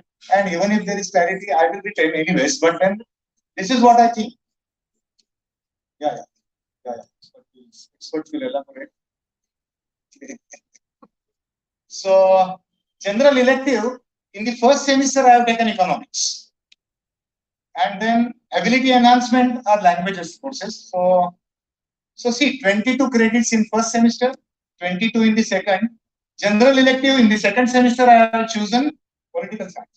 I retain my major and minor because I am going to get degree with maths major and stat minor. That is what the degree I am thinking about. But I am choosing general elective in social sciences. Where now currently students are doing mathematics major with statistics minor, but they don't get chance to learn economics, history, political science. That the system is allowing. Philosophy, psychology. Look at that. I will share this later on maybe with all of you. Then there is some project work and internship. So this is 6 semesters. 7th, there is research methodology compulsory. I will give you all this. Now comes the basket. We are talking about basket. For the general elective, every department will have to contribute in the basket so that students from all the disciplines will choose from that basket as a general elective, maybe from the other discipline. Okay. So these have to be relatively general topics where all students will be able to comprehend, choose like that. Mathematics of finance could be of anybody's interest, and maybe social science student or even language. History of science, chemistry of everyday life, soaps and things like that. That's introduction to household electronic equipment. Everyday electronic equipment one wants to just learn how they work. Basics of astronomy, stargazing. Many people want to gaze at star and understand what, at least basics. So this would be introduction to linguistics, business communication, basics of Indian economy, physics of musical instruments, statistics for social sciences. Many social science students will take up this. Ornithology, study of birds. Birds that fly. Introduction to share market. Tally and Excel. Basics of computer graphics. Web design. Ancient Indian, how you put your area, maybe. So maybe chemistry or Ayurveda or mathematics or economics, whatever. Introduction to Sanskrit literature, psychological first aid, pet care and training, basics of cognitive psychology. There are some subjects, we can write hundreds of subjects. Of course, we cannot offer many, but we can choose interesting areas and offer the general elective and create SP College basket of courses for electives. Sir, how much time? 3 minutes. I may exceed by 2 minutes. Creative teaching. So I will skip this. Because for implementation, teachers will have to imbibe some kind of qualities to deal with this multidiscipline. See, if the education is going to be multidisciplinary, teachers cannot adopt the same method of teaching. They will also have to change their mindset. When they enter into classroom, they should be equipped with some more techniques and tools. Okay, so this is important, but just go through it. See, teach students to think. Thinking is always discipline. Okay. So a very famous educationist, Lebesgue, who was also a mathematician, has said that the best way to train students is to think in front of students. If you think in front of them, they are watching how are you thinking and not how you are solving economics problem, mathematics, statistics. So if they start understanding how to think, they will think in any area for that matter. The very act of creation, very famous act of creation by Kostler. Holistic view and wider communicability. I would have elaborated on all these points, but then I will just put in front of you. I am an insider, so I can again talk to you if you wish, or as I suggested, you can call me anytime. I will again post on this. So teachers should have historical perspective.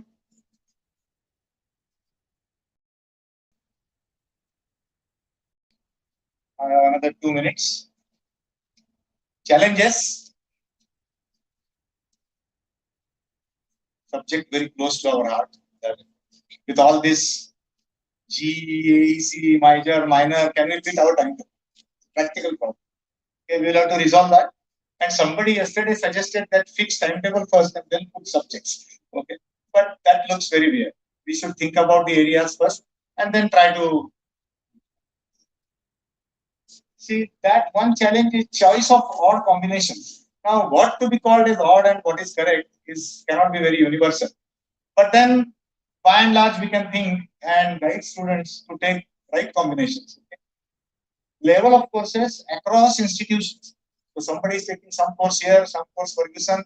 That is going to pose problems in implementation. A fear for jack of all trades and master of none. So students may learn many things, but may not really master. There is a fear; it may not happen. And restructuring, as I told, is going to be difficult. I'm coming to end now. So these are some of my remarks. Counseling of students is needed. Experts should make small videos for students now. It is high time that we should, go to students and tell them all these ideas. Compliance or commitment, that is a very important question. See, what we are currently doing, we are reading NEP guidelines and we are saying that we want to implement this. So that is compliance of that document. For the successful implementation, we want commitment. So something is written in 4.3, that is compliance. Okay, you read that, go accordingly. But then just compliance is not enough. Commitment is required. And success depends only on wholehearted participation of all, that is students, teachers, non-teaching, parents and bureaucrats. See, even government officials who decide our workload, paying authorities, they have to understand this anyway. So student, teacher, all stakeholders should wholeheartedly participate in this. Then only, otherwise it will become like CBCs. All this is very tough, not very easy, but at the same time, we shall overcome. Okay. Eventually, we will do it. There should be, at the beginning, I told, there be some confusion, but we'll sit together, discuss, and then we shall overcome all the difficulties. Thank you.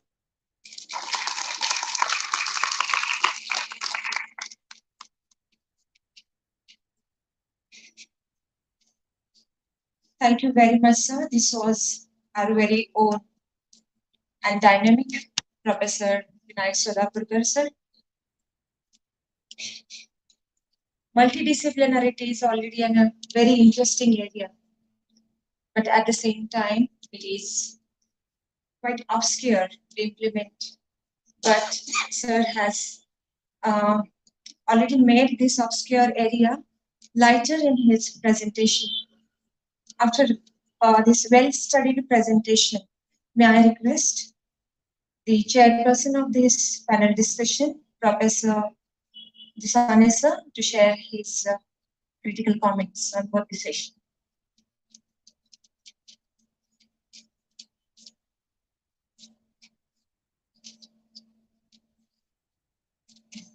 Respected Professor and my other friends.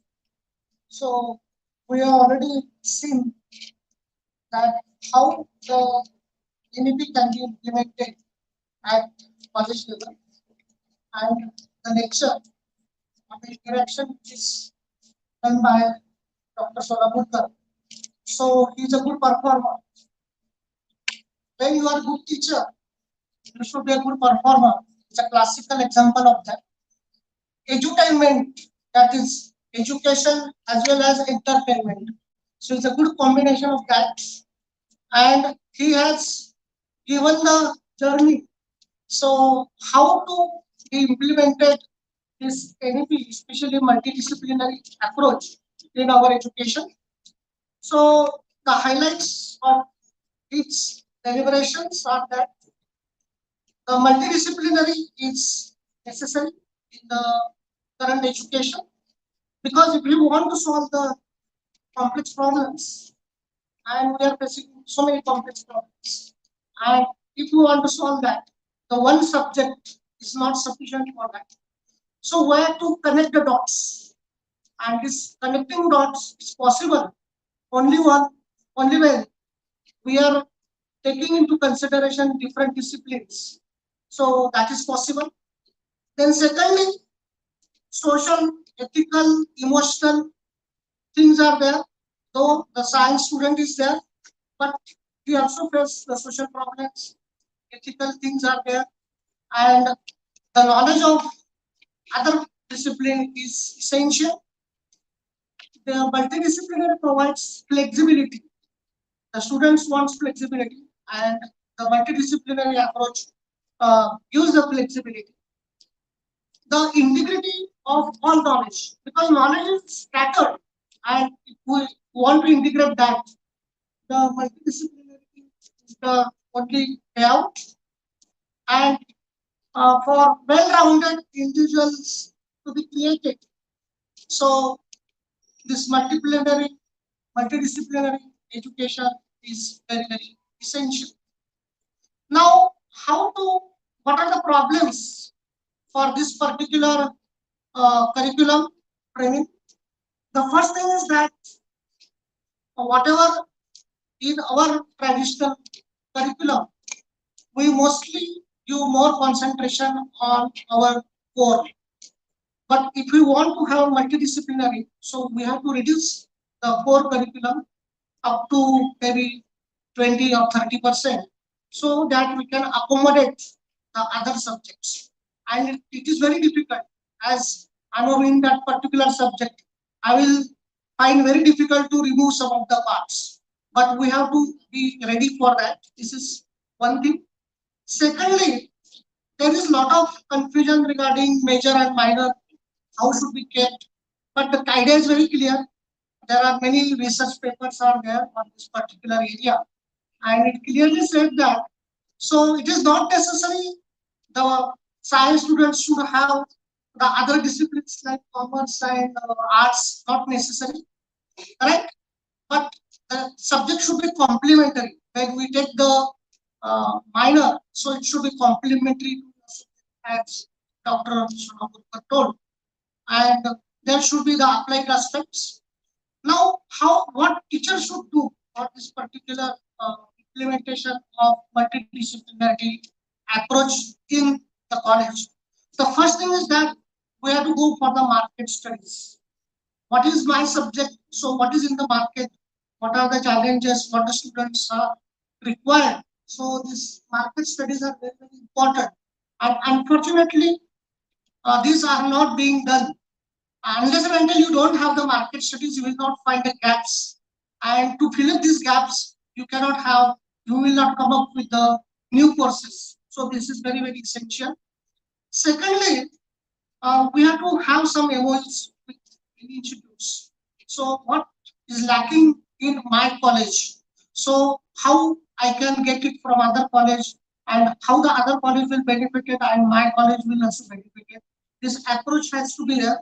So the signing of the MOUs and using the resources, especially sharing the resources, is the key for the multidisciplinarity that is needed. Then third thing, I think that the very good study material has to be prepared.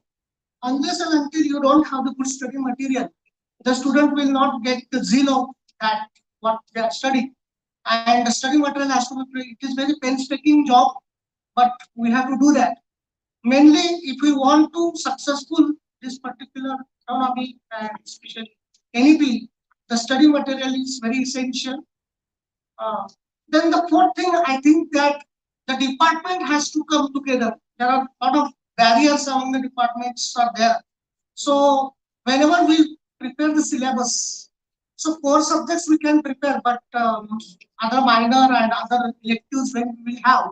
So all the departments, they should come together, they should think of it, and then we can have a good choice. We can do the good choice to the student. And what is lacking, what I find that the students are not taking into considerations up till now. Even in the whole NEP exercise, the students' views, what they need, that is not being taken care. So I hope Madam will again arrange the one more workshop for the students, and we'll get a good feedback from them. And then we will go ahead with this. With these words, I say that whatever the sessions on multidisciplinary is there, it is a very successful and it is open for some question answers. Thank you very much.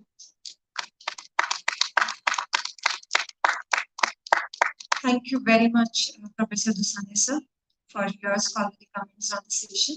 Now the session is open for question and answer. Yes, over to you, audience. On multidisciplinary approach in new education policy.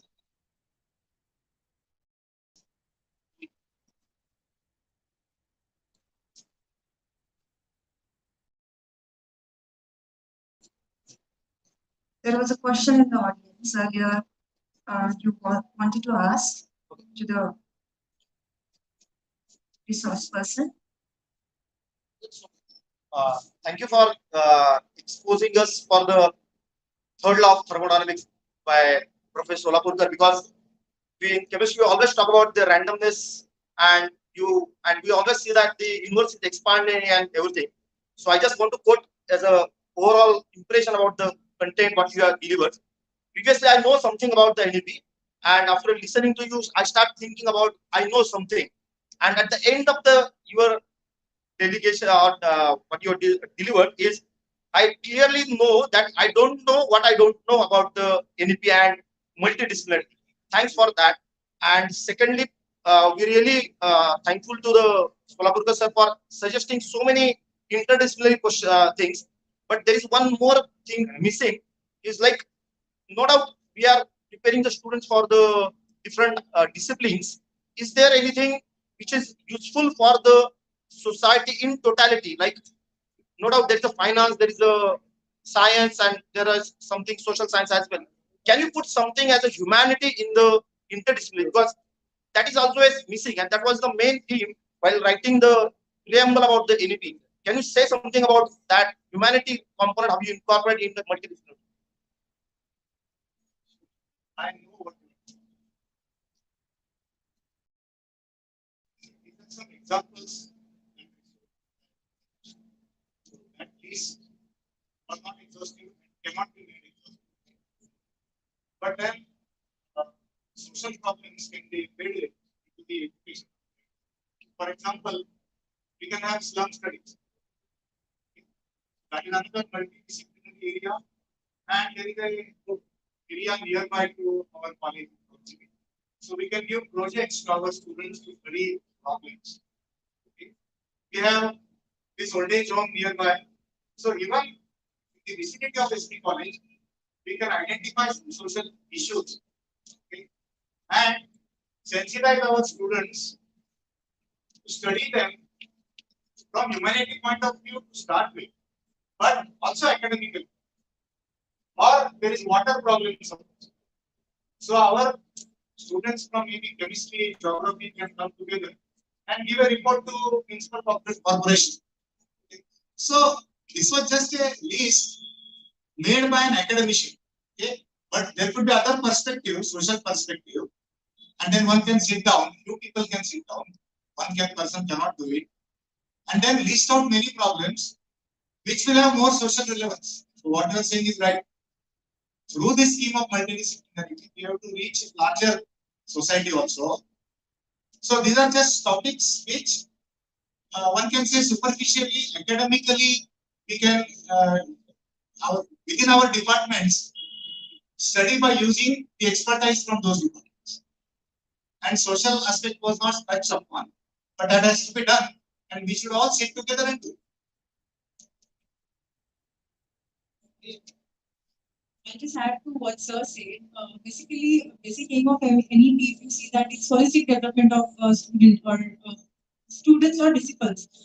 Honestly, without humanity or humanitarian subject, it's not going to be fulfilled. So some weightage is being given, and in major minor combination and multidisciplinarity, definitely we can add those courses. Whatever Lee Sir has given, I think this is just an example for that he quoted that, but definitely we can add this. Apart from that, there are certain areas where they have asked us to focus more on arts and humanities. So there also we can include those subjects. Yes, sir, please.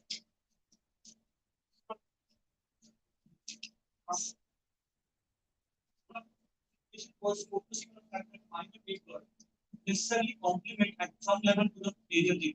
How do you address this kind of a problem in MIT? I beg to differ. It's not necessary, and how it's very subjective. How you can say that they are related to each other? I feel that when I made my presentation, I said that all dots, all disciplines, they are interconnected. Nothing is individual or independent. So major and minor, one can be from science, one can be from management, other one can be from arts and humanities. So it's absolutely fine with the students. It's basically his interest, his choice. He can make major, minor from two different departments. At MIT, especially if we talk about, we do allow students or we do offer the courses which are from so-called distinct areas. Management and humanities, they go hand in hand. So we are giving them, major will be psychology and minor will be managerial studies. So that's possible, and I think we should not confine students again going back to the boundaries. We are trying to overcome and we are trying to come out of those boundaries. So I think we should offer them subjects from wider baskets. So we do allow students to do so. I just want to make it clear that at this stage of confusion, because yesterday we saw there is some confusion about if certain subject is minor, X is minor, then Y could be major, or major is from science, then minor is from social science. Yesterday Kulkarni said that it has to be like this.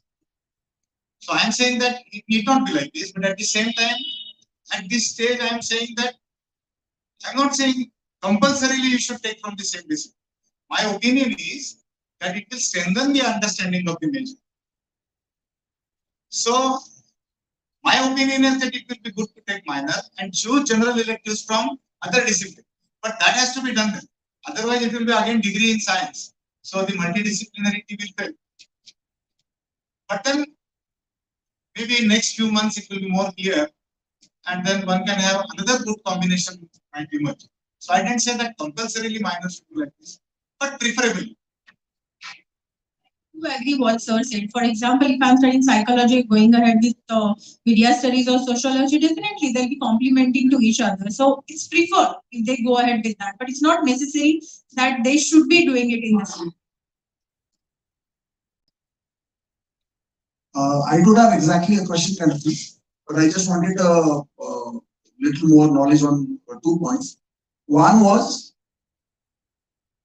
do you think NEP is going to add on the percentage of higher education, and is it going to stop the dropouts in higher education?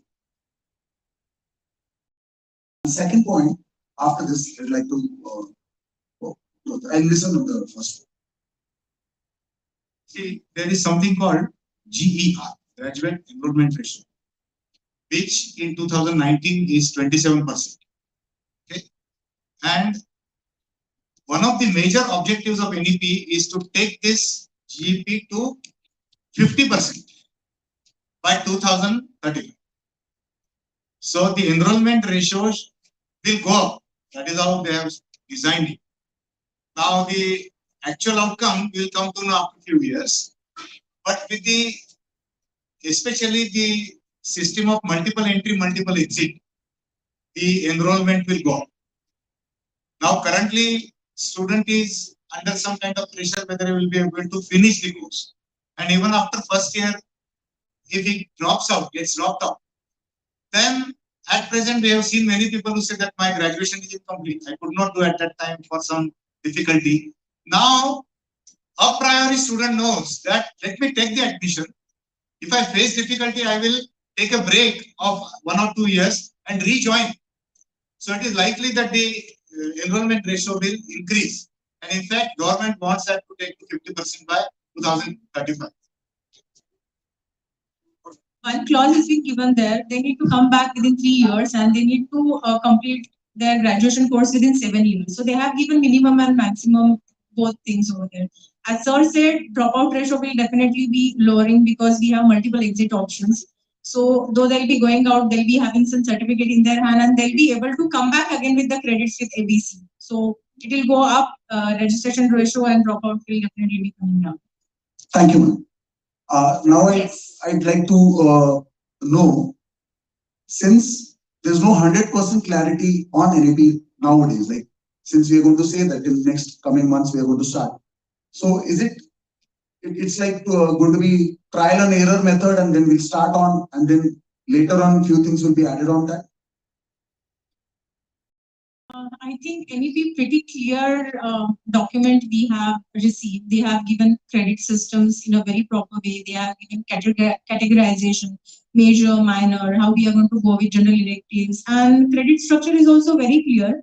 So I don't think there would be any major problem because we implemented it last year, and coming years will definitely, it's like teething problems, toddlers problems. So we'll be facing it in initial phases, but I think that would be very less. As NEP gives us clear structure about everything, what will be the exit option, what is the criteria, what are the conditions, and fourth year also, which is being added, pretty clear instructions are given in NEP. So I don't think there would be major problem as such, but teething problem as everywhere it happens is going to be there.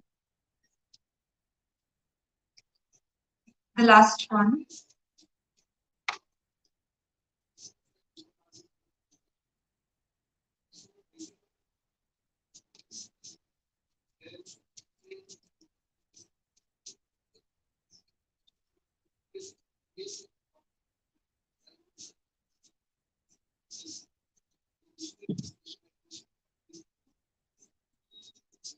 Because it becomes a very challengeable task when the expertise is required. And then employment of these teachers. What about their training? What about have you gone through such kind of training at your MIT, or what will be the prospect of such kind of teachers in future? Okay, I think that's really a very big question. Whatever education system we have come through, that's very monodisciplinary and watertight compartments were there. So our mindsets are like very rigid, I would say, not very flexible. But with this NEP, when we started designing the course, and anyway, liberal arts was following the same strategy, monodisciplinary was not at all we were comfortable with. Teachers, when we were designing the syllabus, many experts from various fields, they were designing the courses or programs, so we didn't face any difficulty in case of, if you see, designing the curriculum. But when it came to implementation, definitely there was a bit, I would say that it was little difficult for us at the initial stage. Flame and Symbiosis, they were running before us, so they have better solutions on this. But we figured it out that we follow team teaching method or global teaching method, where teachers from different areas, they were coming together and talking about one concept. For example, if I'm talking about Wordsworth's philosophy or Wordsworth's literature in the class, so I'll be having psychology person in my class, and from his perspective, how it can be analyzed. So before we enter the class, we have our sessions together, 3 of the teachers who are going in the class. So we discuss all these things together and went in the class. So it was very feasible for us, or easy for us to address all the queries, or we can develop that, develop and explain that concept to the students in a better way, I think. But preparations are required, and we did that. We are having our teacher sessions, training sessions. Every month we are working on it. Teachers from different disciplines coming together, having like different concepts we practice upon and then deliver it in the class. So it was not that easy for us coming from traditional background to go in this multidisciplinarity approach, but we are working on it for sure. And it's going to be challenging where departmentalized structures are there, economic departments, English departments, psychology departments, people and faculty members have to come together to address all these issues. I think anybody? Hello. Last question. Till now, what we come to know that multidisciplinary and interdisciplinary, certain boundaries are there as far as multidisciplinary multidisciplinary is concerned. And interdisciplinary, just thinking across the boundaries. So still there is the end of this NEP workshop.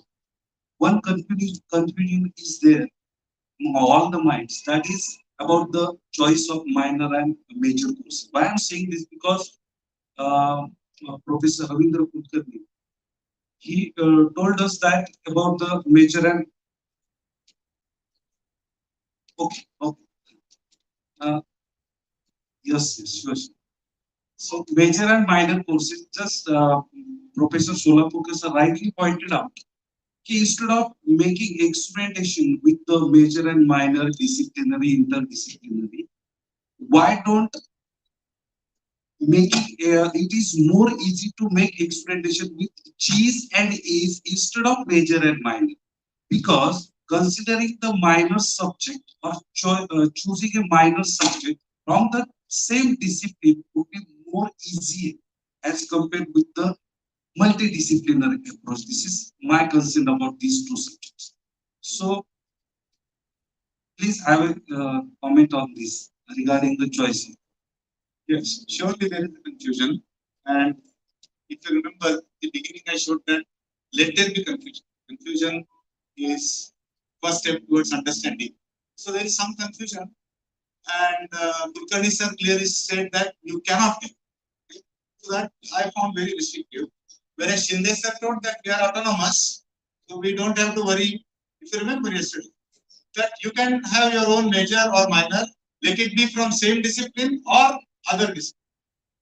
And what I said, to add to the confusion, that if you take major from some discipline, it will be good to take.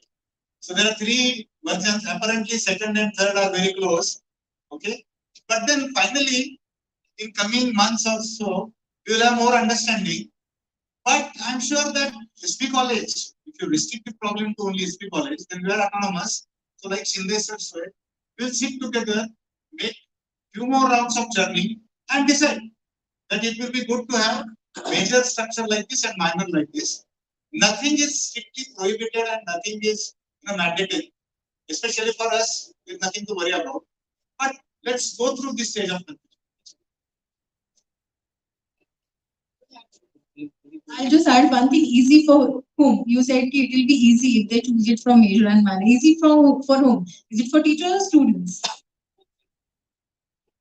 But basically, NEP says that the students should go with their own choices. So I think limiting them would be considering the main purpose of NEP. That way I feel. I think there should be no confusion between minor and major, because this system is in practice in most of the universities. There are around 50,000 universities out in the world, and most of the universities, they are having systems. This is first thing. Secondly, there are many research papers regarding major and minor on this particular. I have gone through 2-3 papers, and they have clearly written that suppose major is one, so that is your subject which you want to be progressing your career. That is first thing. And secondly, the minor one, which is complementary. It should be complementary or maybe of your interest, or it may be for your fun. So like that. So depending on that, you can take. Right. And the structure is also very clear that you cannot take more than 50 as a major. Right. So credits are already combined there. I don't think there will be any problem. Only yesterday sir added that it should be always from the other discipline. It is better if you are taking from other disciplines. It is always better. But if it is not possible, you can get complementary also. There is no harm. And I have seen many university syllabi, and I could find this structure that there is no such boundaries are there. As we are going for out of boundaries, then why we are taking such boundaries? I don't see it really much. Thank you.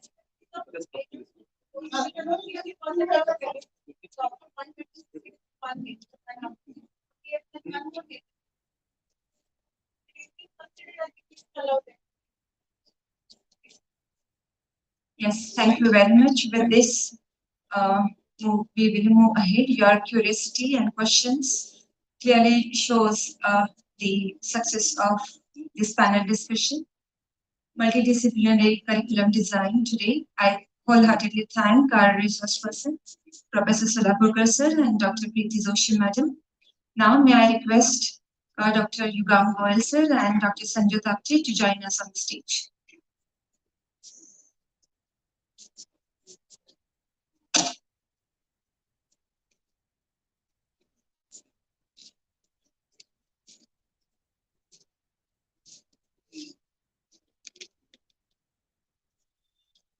And I would like to welcome Honorable Wazir sir and Honorable Principal Sunil Gaikwad sir for joining this session today.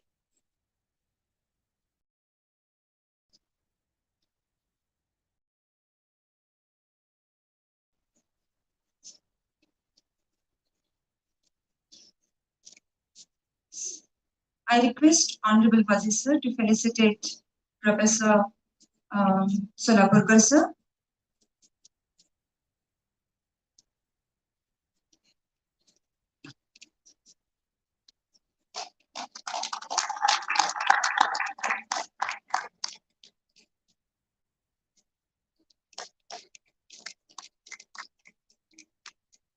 I request Honorable Wazir sir to felicitate Dr. Yugam Goel sir.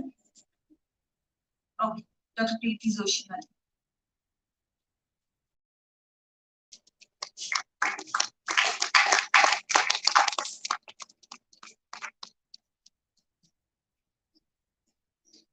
Thank you so much, sir. Yes. I also would like to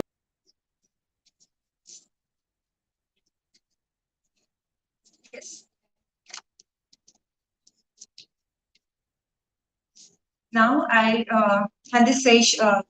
Now I would like to hand over the validity session to Professor Sanjay Thakti madam. Thank you very much.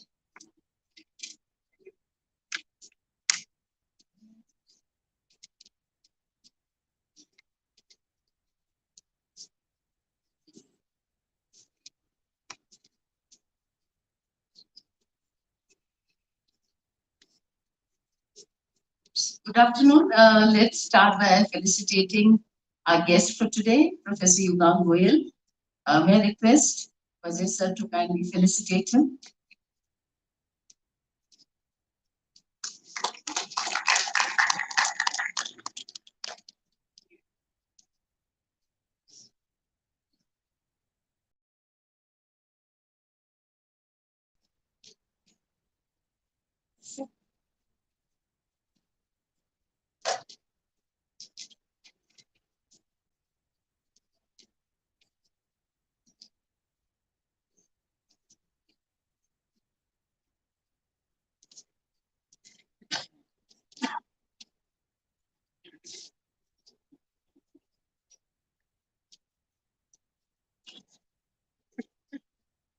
As we come to the last session, the valedictory session for this student state level workshop, at a personal level, I think it's been an extremely rewarding today's session.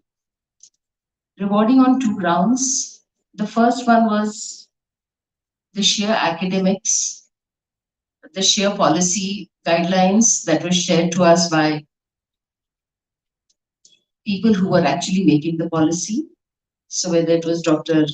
Ravindra Kulkarni, Professor Ravindra Kulkarni, whether it was Professor Sri Krishna Mahajan, and of course, Professor Rajendra Shinde, who guided us yesterday. Today was different because our panel discussions really threw light on all the possible excitement and the different possibilities of what NEP can bring to us. If I'm asked personally as a convener, how do I look at this? I'm saying, wow, it's the students are lucky. Those who are going to come into 2023-24, they are going to be extremely lucky because they're going to be entering into a whole new world of academics. And all our second and third year students are going to be envying them and wish we would have taken admission in 2023. And the reason for that being obviously the multidisciplinary choices that our students are going to get. But the onus and the responsibility for making it exciting for them for making it wonderful for them is going to be on the teachers. Of course, teachers collectively, with guidance from our senior faculty members who are there in-house and from outside, who came in and guided us. And we are extremely fortunate to have Professor Yugang Goyal with us today to deliver the final valedictory address. So the 2 days, as I said, have been extremely exciting, and we are sure that your lecture today will only add towards bringing in more clarity towards our understanding of multidisciplinarity. I request Arundhati Apte ma'am to kindly introduce our guest for the day. Thank you, ma'am. It's a great pleasure to have you, sir, here as our chief guest for valedictory session. I'm actually excited. He's from economics, so and that too from institutional economics. He has been studying that, so a stream very close to my heart. It's a difficult task to introduce Dr. Yugang Goyal, and I hope I give some justice to this. Dr. Goyal has an exceptional academic record. He has a background in technology, law, and economics. He has been an Erasmus Mundus Scholar, and he has completed his PhD in law and economics. His research and teaching is in the field of institutional economics, ethics, regulation, political science, law, development, rural development, etc. When I was just going through his achievements, I came across rather one of my very good friends who is in claim.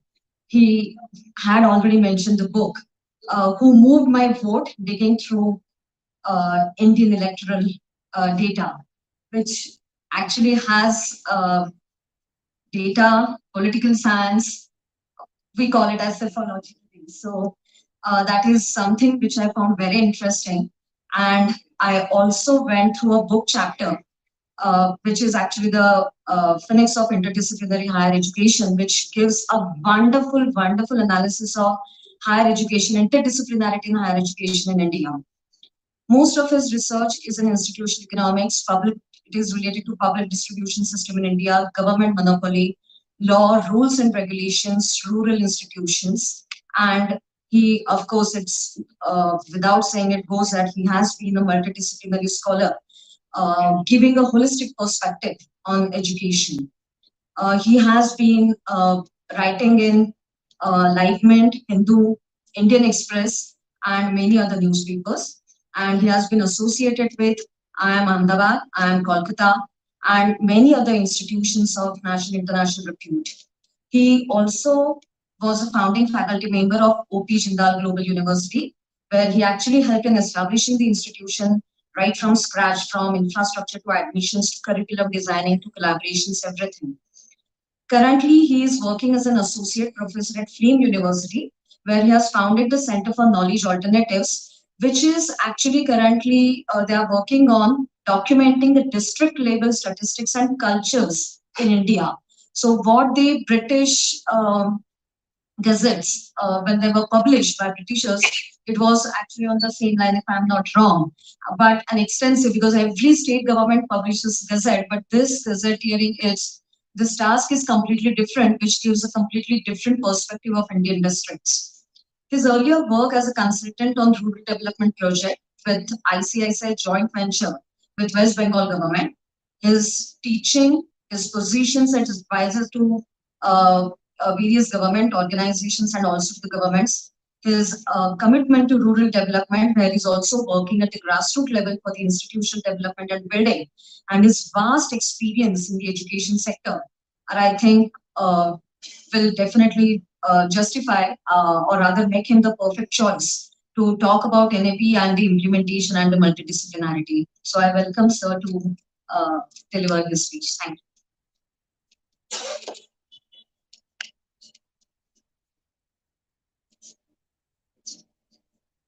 You do me a great honor, ma'am, for having me over and giving such generous, rather embarrassing introduction of mine. Thank you so much, indeed.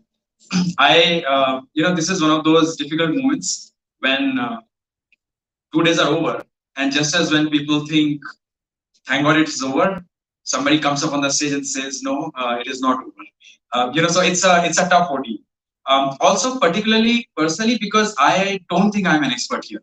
And I accepted this invitation with great hesitation, I have to say, although with much honor and privilege in this venerable institution.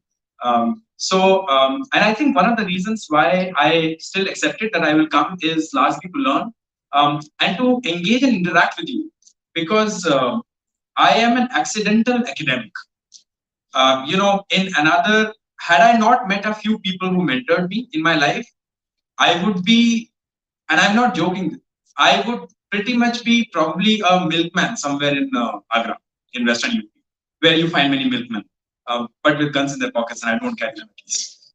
I had a very rustic rural childhood, and there was, nobody from my family had gone abroad for that matter to study or even otherwise. My parents only felt that education is the best way to navigate across classes, so they just put me in good schools, and because I got scholarships, I was able to fund for my education. But otherwise, my whole life, at least until I moved to college, had been very, very rustic. If you have seen Gangs of Wasseypur, I am not joking. It could have been very well part of the story. And this is particularly, and I'm using the name of the movie very responsibly. I've seen many, but that kind of goes closely with what was going on in my life. But the real reason why this, somehow I got into some college, somebody told me do this, I did that. Somebody told me there's a scholarship, apply there, I did that. The only thing that remained with me consistently since childhood until now was that I would just read everything that would go in front of my eye. So whatever I could lay my hands on, I would just read. And maybe that allowed me to, and so that was the only thing which I had. But the other things were all through some mentors and teachers who I got. So much so that later on, even when I was working in a bank, I realized I don't like it and I wanted to become a teacher. So when I got a phone call, it was 2008 or 9, when Naveen Jindal had given a lot of money to set up a university to somebody called Professor C. Rajkumar, who was the founder of Jindal University. He said that I don't have time, here's the money, but you have to do everything. And when he was looking for some people to set up Jindal University, that's when a phone call came from somebody who I knew. And he said, why don't you do this? Like, we want to change the higher education landscape in India. And you're helping ICICI Bank improve its stock prices. Don't you want to do something like this? And one of those filmy style phone calls, which then led me to move to Jindal. Jindal University, when we started in 2009, people were looking at us with great ridicule. I'll tell you the reason why ridicule. Because for them, for instance, we would go and tell students not to join national law schools and join Jindal. I mean, this was the audacity that we had. National law school, हाँ ठीक है अच्छे हैं, लेकिन Jindal और भी अच्छा होगा, right? There's no building. There's hardly very few faculty members. Most faculty members are fairly young, and back in the days, Indians used to think only gray hair makes you faculty. I used to keep a beard and a mustache back in the days so that they take me seriously. But the reason why we were able to do this is because there was some level of conviction that we had that this is needed in. And so one of the reasons I accepted this invitation, and much to my delight and gratitude to ma'am and people here, is because I thought that experience is very unique. So I have learned higher education by setting up at least two institutions. One is Jindal, the other one is Indian School of Public Policy, which is not a degree granting institute. It is like ISB Hyderabad. It's like a certificate granting institute in public policy. And now, of course, I am in your backyard, even though people in Pune consider Flame to be very far.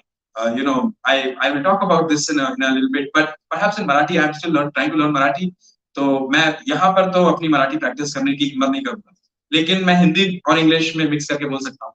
So I think in Marathi often you say, अगर किसी को शहर पे जाना है, city centre जाना है, तो गांव जाले करके बोलते हैं, right? Am I right? गांव, right? So the thing is, city center is gaon, which means the identity of a city is that it is a place which is accessible. It's a very beautiful thing. Language can tell you a lot about how people think. And so I can understand why you think Flame is very far away. Even though having lived in North India, I would really like to invite all of you literally, and I'm not saying this for the sake of saying it, will be grateful there. So in some ways, because of my experience in these institutions, and because Jindal and Flame in particular are core liberal arts institutions, I thought I could bring something on the table. At least some, so, and my 2 pence will be, so the way I would like to do this is, as it is ending already, and I would hate to be the annoyance on an evening of 2 very enriching days. What I'll do is I will try to make it as interactive as possible. I'm going to pick up 1 or 2 very specific core issues in NEP, how they could be tackled, why they must be tackled particularly, and then I'll show you something that I did for some other university, just to give a practical sort of, it's people can come and talk about many things, and I didn't want to waste your time, so I thought I'll bring something on the table.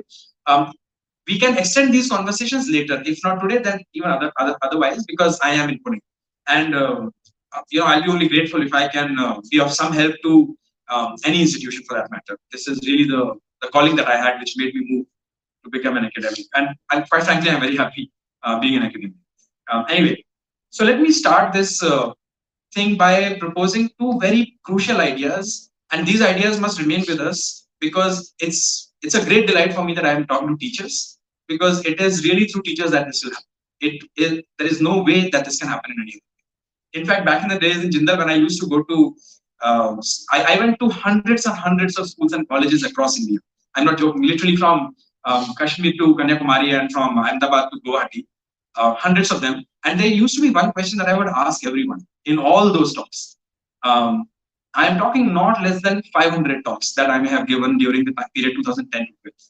I would ask the students, either college going students or class 12 students, how many of you want to become teachers or professors or academics in your disciplines?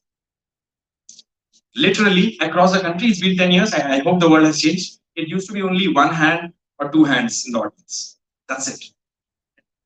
When I asked this question in Harvard Law School, when I was taking a session there, I also saw only 1 hand go up, 1 or 2 hands. And that kind of, sort of made me feel curious. Why are people in Harvard University not wanting to become teachers? I can still understand why is it that in India they don't, which is interesting. So during the break, I asked those students, why were you not? I think this was, don't you want to be a professor here in Harvard?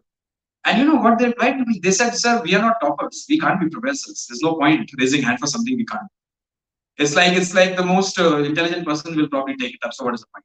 Now, and then I talk about this across going and saying that, look, then that means if we don't inspire students to become teachers, then thankfully our generation still had good teachers back in the days, and maybe now, but I don't know in the future if students don't want to.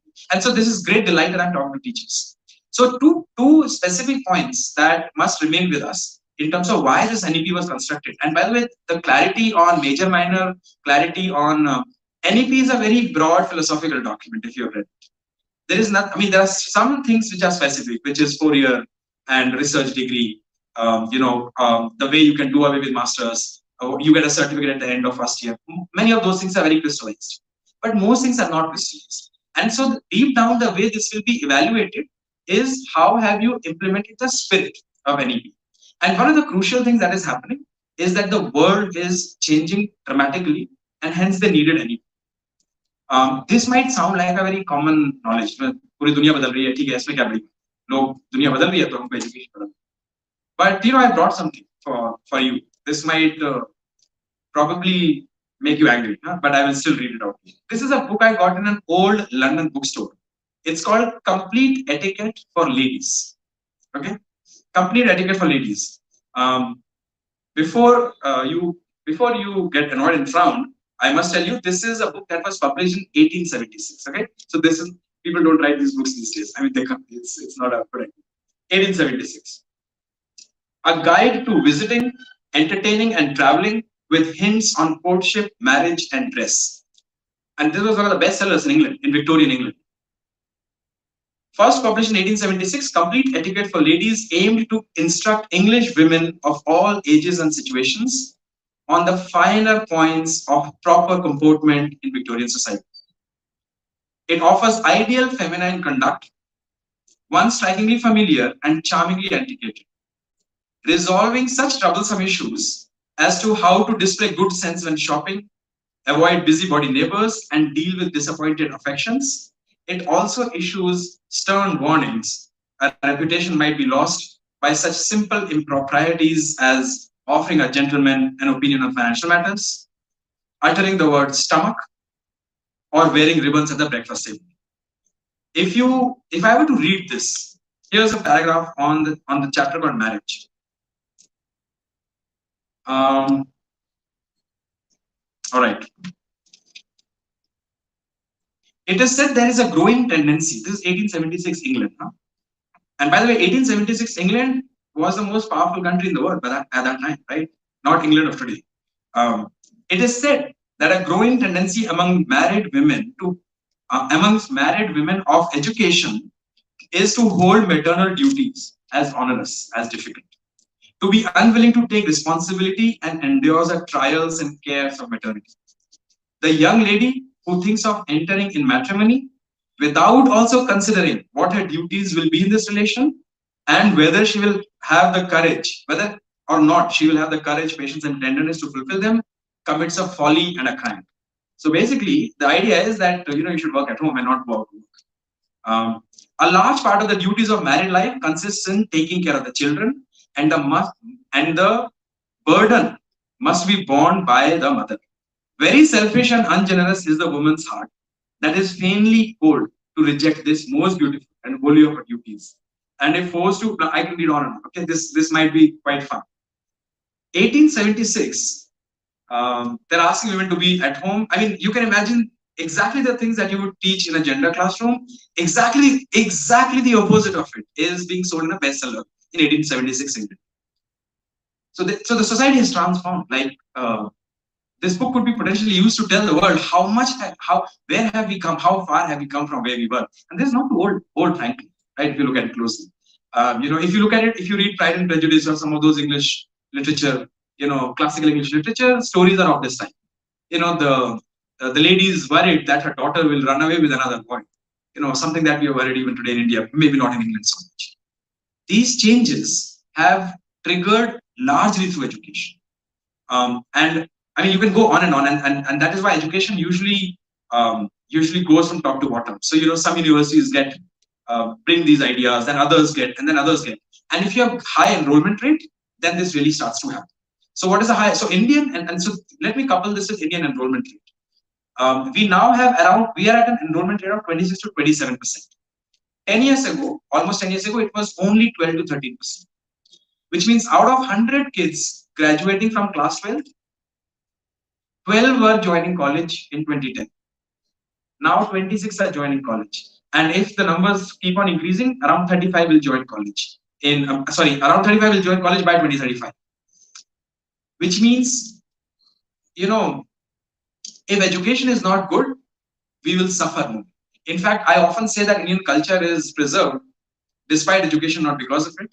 Because most Indians are not educated into Western culture. Most of our education is very Western in nature, right? So it's an alarming call. So NEP is an alarm bell that look what earlier very few people were getting educated in colleges.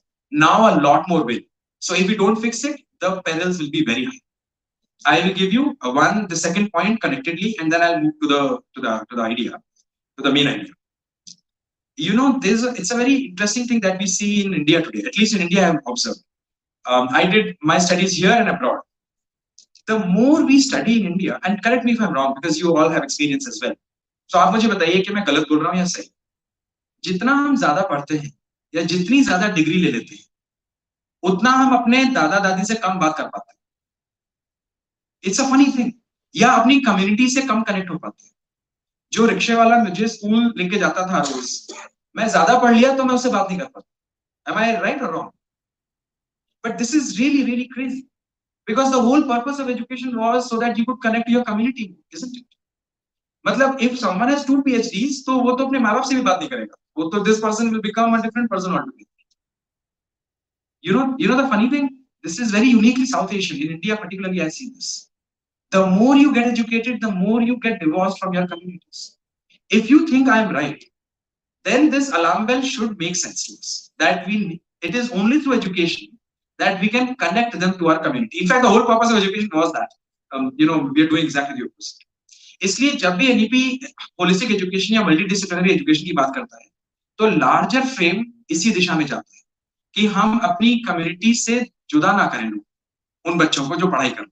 ज्यादा पढ़ने के बाद तो ज्यादा connect होना चाहिए. उसका एक कारण ये भी कि बहुत लोग नहीं पढ़ते, लेकिन ज्यादा लोग पढ़ेंगे तो कनेक्ट हो. Now, with these things in mind, let me spend like a few minutes, maybe 3, 4, 5 minutes on triggering a very interesting idea of how does learning happen. जब ये पता चलेगा तो फिर मैं crux of the matter में जा पाऊंगा. तो मैं एक exercise करता हूँ. It is better that I make you talk rather than me talk because कुछ जिनको नींद आ रहा है वो उनका आँख खुलेगा शायद. Anyway, so one of the very common things that we do as teachers is we ask students to define something, define photosynthesis, right, or define Newton's law of motion. Now these are complex things that can be defined. Let me propose something very simple. Let us try, you and me, because we don't have something like that available. Let you and I together jointly come up with a definition of a chair, right? Like a chair. When you see a chair, you know what a chair is. You don't need a definition. But if I am an alien from another planet and I come to you and I ask you, what is chair? You will need to give me a definition. Think of a computer program. You have to feed in the computer. If you spot something like this, then it is called a chair. Are you with me so far? Chair ko kaise define kare? Can someone? So the definition should be such that it should allow me to detect a chair when it is a chair and to not detect a chair when it is not a chair. You see my point? Does anyone want to try? I will also join this conversation. I don't know what a definition of chair is, but I'm trying to see whether we can evolve this. Who will give it a first try? Yes, ma'am.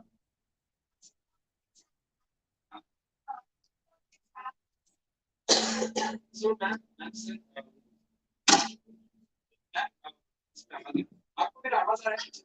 So, ma'am said it is something which has 4 legs and a back, and that is a chair, right? Now, how many legs has your chair got? तो इसका मतलब back की definition सुनकर मैं जब ये chair देखूंगा तो बोलूंगा ये चेयर नहीं, क्योंकि 4 लेग बोला था और ये तो 0 लेग्स, तो ये चेयर नहीं होगा, ये कुछ और. That means you will knock out all these chairs from our definition.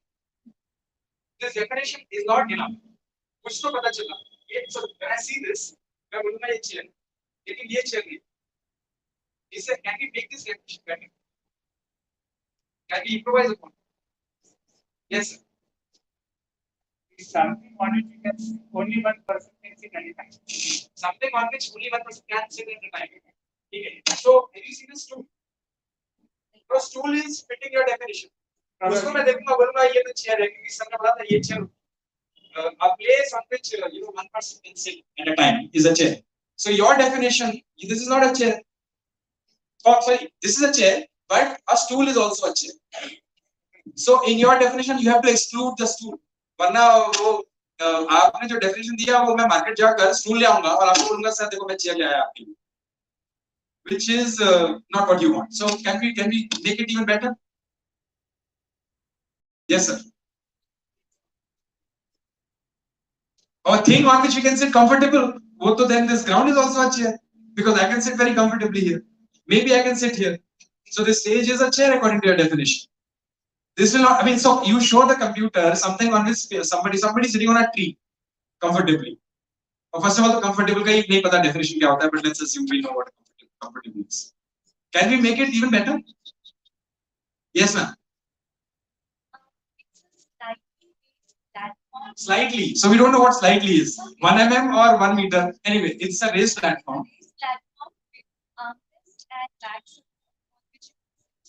It's a raised platform with armrest and back support on which you can sit. I will look at the sofa in my office or in my home, and that look जो लंबा sofa होता है, बल्कि मैं तो अपने पलंग को देखूंगा और बोलूंगा कि मैम का definition it's a raised platform which पलंग में armrest नहीं होगा, but सोफा में हो, तो लंबा जो सोफा होगा उसको मैं chair बोलूँ. But will you call it a chair? You will not. It's amazing.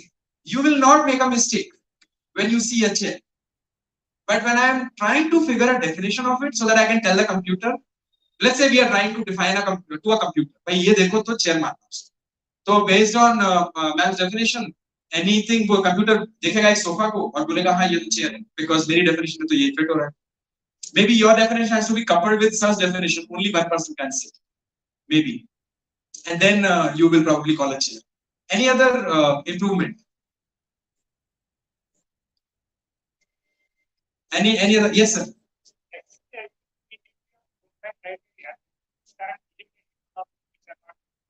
Let us try. Let us try for chair. It is the simplest thing we can do it in collectively, isn't it?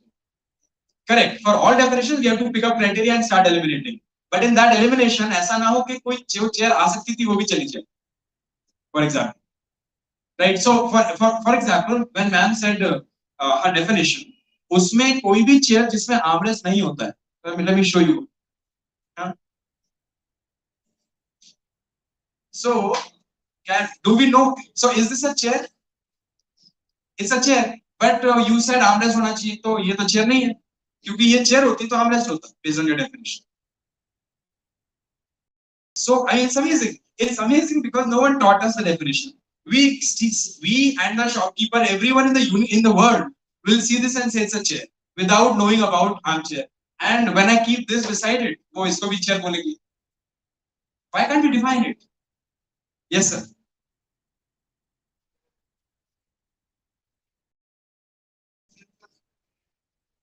This is a great, I love this definition. It's a very mathematical definition. Let me put it this way. It's a chair which the community decides to call it a chair. But then the computer is stuck.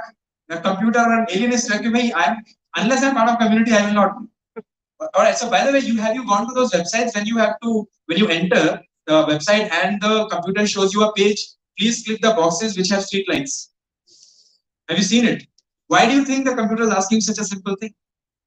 Because the computer, to feed the program of what a street light is, very tricky. You show a dog to a computer and then put the dog in a swimming pool and pull it out with all its hair wet and show it to the computer. Computer won't recognize, but you will. What is happening here? It's an amazing thing. A chair is we are above average intelligent people, let's say, in this world. We would say, because we're all teachers, and we are unable to define something like a chair. And I am part of the story. Like, I'm not making a statement that I know a definition. I don't know what a definition is, but I can guarantee all of us, when we see a chair, we'll be able to tell whether it's a chair or not. How did we learn what a chair is? How did we learn what a chair? In fact, I tell you something even more amazing. Somebody from some design school will come up with a very uniquely crazy design of a chair. It doesn't even exist in the world, but when it comes in front of you, you will be able to say, "Hi, a chair." So you know about a chair even before it is a chair. This is amazing. How did we know this? Through experience and observation. But it is through experience and observation that we learn everything. Then how is it possible that we have a very simple definition of photosynthesis, but not a chair? So here's how a range of different things that I've read. Here's the conclusion, and then I'll come to the matter. You see, learning can happen. I mean, there are different ways, and I don't want to make this as a discussion on learning. We learn through analogies. So we see one chair, we see one shirt, and when we see another shirt, we know it's a shirt, not a kurta, because we've seen one. So how human mind learns is through making analogies. Sir ने Gödel'scher book के बारे में बताया था, Douglas Hofstadter. So Douglas Hofstadter takes care. I mean, he engages with this point extensively. So thanks, sir, for mentioning, because highly recommended to everyone, regardless of the list. The reason why I'm mentioning this is because analogical thinking is extremely difficult to create analogical thinking unless people experience it. Analogical thinking cannot come without experience. And so a huge amount of our learning is experiential. The reason why Indians are smart without going to college often is because they learn through experience. Humans are smart. A child learns through experience.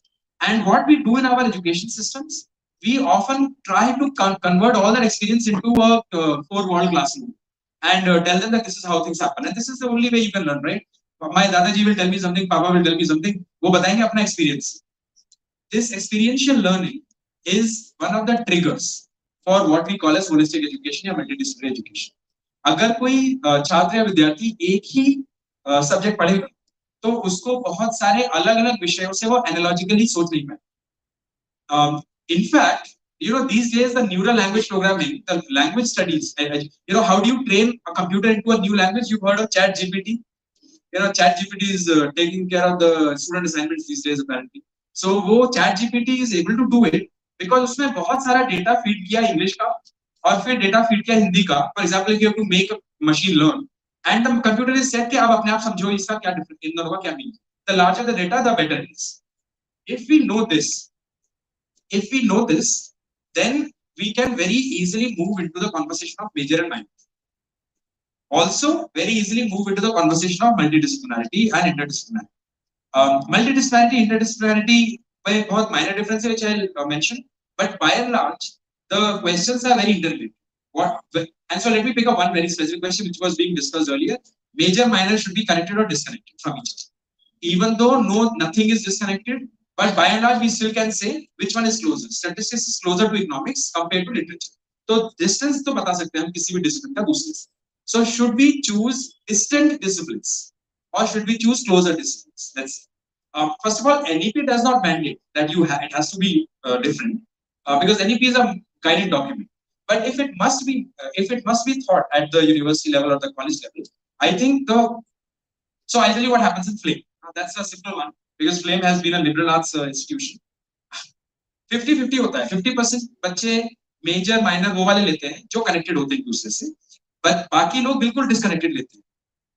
And here's the fun bit: those who take connected disciplines, sometimes I ask them क्यों लिया, तो they tell me कि मुझे तो management करना नहीं था, मुझे तो economics करनी थी, लेकिन management minor मैंने इसलिए लिया क्योंकि मेरे माँ बाप मुझे management करने के लिए बोल रहे थे, तो उनको satisfy करने के लिए मैंने एक minor लिया.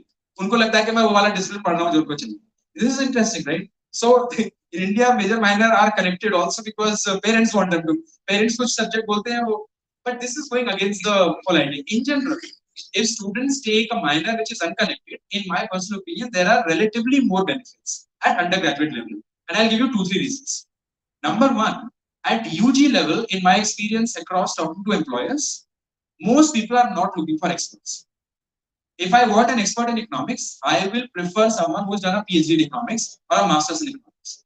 And so at MA level, MSc level, I think going deeper into a particular discipline is more desirable from employment perspective. In fact, at UG level, companies have started thinking that I need an analytical thinker and a problem solver who can think across boundaries because my problems are not located in one particular discipline. So there is this big major venture capital firm called Shasta. I think I put it down. They did a study, Shasta Ventures. So they did a study of high performing startups across the world, right? Dropbox, Uber, some of these young startups that came in the last 10 years.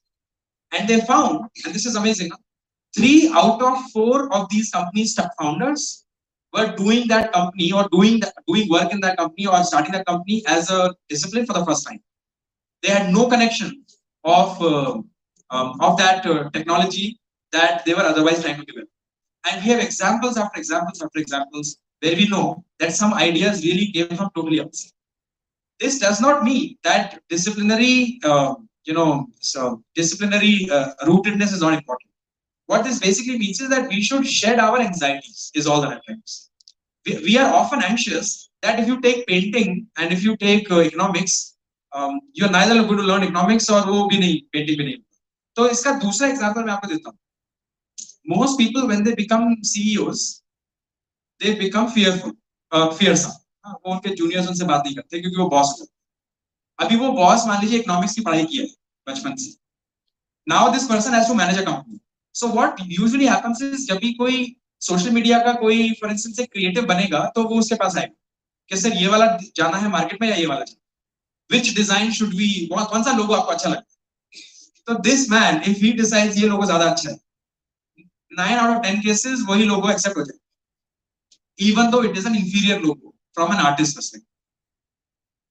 Which means if this person has not gone through some exposure towards what is art, the judgments made in this way will be hugely erroneous. So sometimes when you see spelling mistake होता है hoarding पे, वो कैसे चला जाता है? वो या कुछ बहुत ही one of the real estate, Pune में real estate के बहुत होर्डिंग देखता हूँ और बड़ा मजा आता है देख के क्योंकि मुझे समझ नहीं आता हम समाज कहाँ लेके जा रहे हैं. एक होर्डिंग पे लिखा था live the colonial life. वो basically they want to show कि colonial architecture है हमारे houses. तो उसमें लिख दिया live the colonial life and बड़ा सुंदर है वो चल रहा है अभी. Lives a colonial life, like क्या बताना चाह रहे हैं? वो भी पुणे में। यहाँ तो मैं सोचता हूँ दिल्ली से ज्यादा अच्छा अपने देश के प्रति मानते हैं लोग, बट वो कर दिया because this person has got no exposure probably other than real estate perhaps, और उसने बोला हाँ ये अच्छा है. In other words, people who will end up becoming leaders, if they don't have exposure to these otherwise unconnected disciplines, they will suffer because these disciplines will not lead them. Art, for instance, will not lead you. And the other thing is that many of these disciplines unlock part of your mind, which will always remain locked. So if I make people engage with dance practice or dance classes, dance is one where everybody does dance, but let's say painting for that matter or theater, it does something to the mind, which over time people benefit. Also, you know sometimes you want people to find what is it that they are. So here's another thing that I brought. I don't know how many of you have heard the name of this maverick anthropologist in US called David Graeber. So David Graeber, he passed just a few months ago, or maybe a year ago, wrote many interesting things. One of the books he wrote is called Bullshit Jobs. All right, the name of the book is Bullshit Jobs. What job is bullshit job? Okay, so when my students come after they have got their jobs and they come after 1 year, 2 year, to meet their juniors or some कुछ alumni function है, तो मैं कई बार उनसे पूछता हूँ कि कैसे चल रहा है job. And these are the same jobs which they were super excited about. जीवन में इसी job के लिए तो जीवन है ऐसा लगता था उनको. Reliance Retail में Reliance में चला गया मैं, उससे ज़्यादा अच्छी बात कुछ हुई नहीं. And most of them say कि सर बिल्कुल मजा नहीं. Now you can tell me this. Am I wrong in assuming that most of us, not us, I would say probably we are probably still luckier. Most people who work in today's world are often not sure why are they working. There is lack of sense of purpose in some ways. And so David Graeber in this book writes that on most jobs. So how do you define a bullshit job? A job is a bullshit job if humanity will be better without that job, right? So let me for instance give you a question. Do you want to live in a city which has more hospitals or less hospitals? Do you want to live in a city which has more hospitals or less? Do you want to live in a city which has more lawyers or less lawyers? It's amazing, huh? And more hospitals or less hospitals? Less hospitals. But we all are training ourselves to go to a place which has more hospitals, isn't it? It's an interesting one. In fact, well, let me ask you one more amazing question.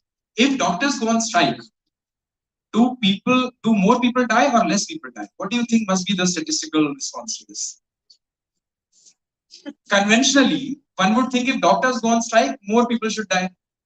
I don't have the access to the computer. I will show you studies after studies after studies globally, because doctors strike hota rehta hai kahin jagah.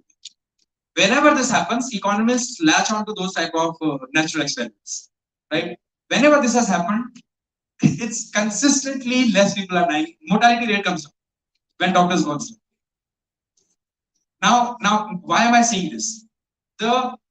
We don't train doctors, so doctors don't go through sociology in this country. Sociology subject wo padhte hi nahi. And there is a way they talk versus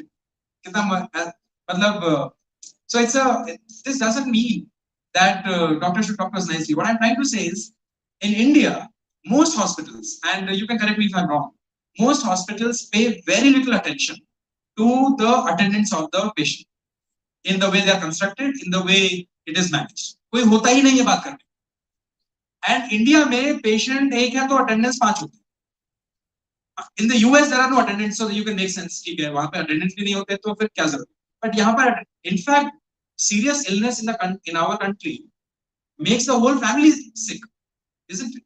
But there is no conversation about it, because the idea is that the discipline of medicine is about human body and nothing else. And you and I know how much we are happy. Suddenly, 5-10 people or one family members are happy if they find a nice doctor who can talk to them. Now, why will this connection not apply to an economist, to a person who's doing literature, or to somebody who's doing this? One of the ills of this is because we then start thinking the world in a... So what do disciplines do? Most of us learn through experience. This experience is not how we learn in the class. So in the class, we learn approach of thinking in that discipline. So मैं अगर पहले साल 6 महीने, फिर दूसरे महीने, फिर दूसरे साल, तीसरे साल सिर्फ इकोनॉमिक्स पढ़ रहा हूँ, तो मैं दुनिया की हर चीज को उसी लेंस से देखूँ. मेरा नजरिया भी वही होता है. if ABC becomes ABD, it's a very simple question. If ABC becomes ABD, PQR will be ABC becomes ABD. PQR will be PQS. Everyone got the answer? Does anyone have a different answer? Huh? PQS आएगा सबको? But why can't the answer be PQD? PQD हो सकता है ना? In fact, ABD भी हो सकता है answer. Isn't it? ABD is also correct answer. I didn't define how is the transformation take place. But the reason almost everyone in the world will give the same answer is probably because our ancestors who would have thought like this were probably killed by tigers, and so there is a certain type of intelligence of genes that remain. But by and large, when we expose the student who's doing otherwise mathematics, when we expose this person to history, we are using certain part of his or her brain which would otherwise not be used. And these are the type of parts of brains which will be useful in the job particularly, but also in helping the person find what he or she really likes to do. Recently, they don't even know what they do. Is like one of the points that was mentioned earlier. And so in some ways, major minor combination in dramatically unconnected disciplines furnishes dividends in the long run. And there are many studies that have shown this. Because human minds don't think in disciplinary fashion. So the moment I say Taj Mahal, you will think about. When I say Shah Rukh Khan, you will move to Shah Rukh Khan. Then I'll say earthquake in Turkey and you will think of earthquake in Turkey. And I will say Vada Pav outside the college, how long did it take for you to jump from these ideas? Human minds are not disciplinary. So when we make them, and there's another new concept that is emerging now, and there are a lot of research in Harvard Business Review in particular, of how you accomplish better if your teams are cognitively diverse. I was drafting the skill development legislation for the government of Andhra Pradesh few years. I got all the law students, 4 or 5 of them, to do this project. So very interesting tha. They were, we were doing flow charts and designing ki kaisa law hona chahiye. But it was very restrictive. These law students were telling me all kinds of stories. What should not be allowed? This can't be allowed. This can't be allowed. This can't be allowed. And something struck my head, and I invited 4 students who are doing painting and art and performing arts, expressive arts, into the same group. So हमारा 8-9 बच्चों का students का group. And then we started the same conversation. I cannot tell you the way the imagination changed, because these guys are all about this is also possible, this is also possible. Because a lawyer reading statutes after statutes after statutes is constricted to think about now this doesn't mean that a lawyer should not do law and do painting or expressive art. But if there are certain courses that he or she does in expressive arts, there are certain parts of the brain that get some.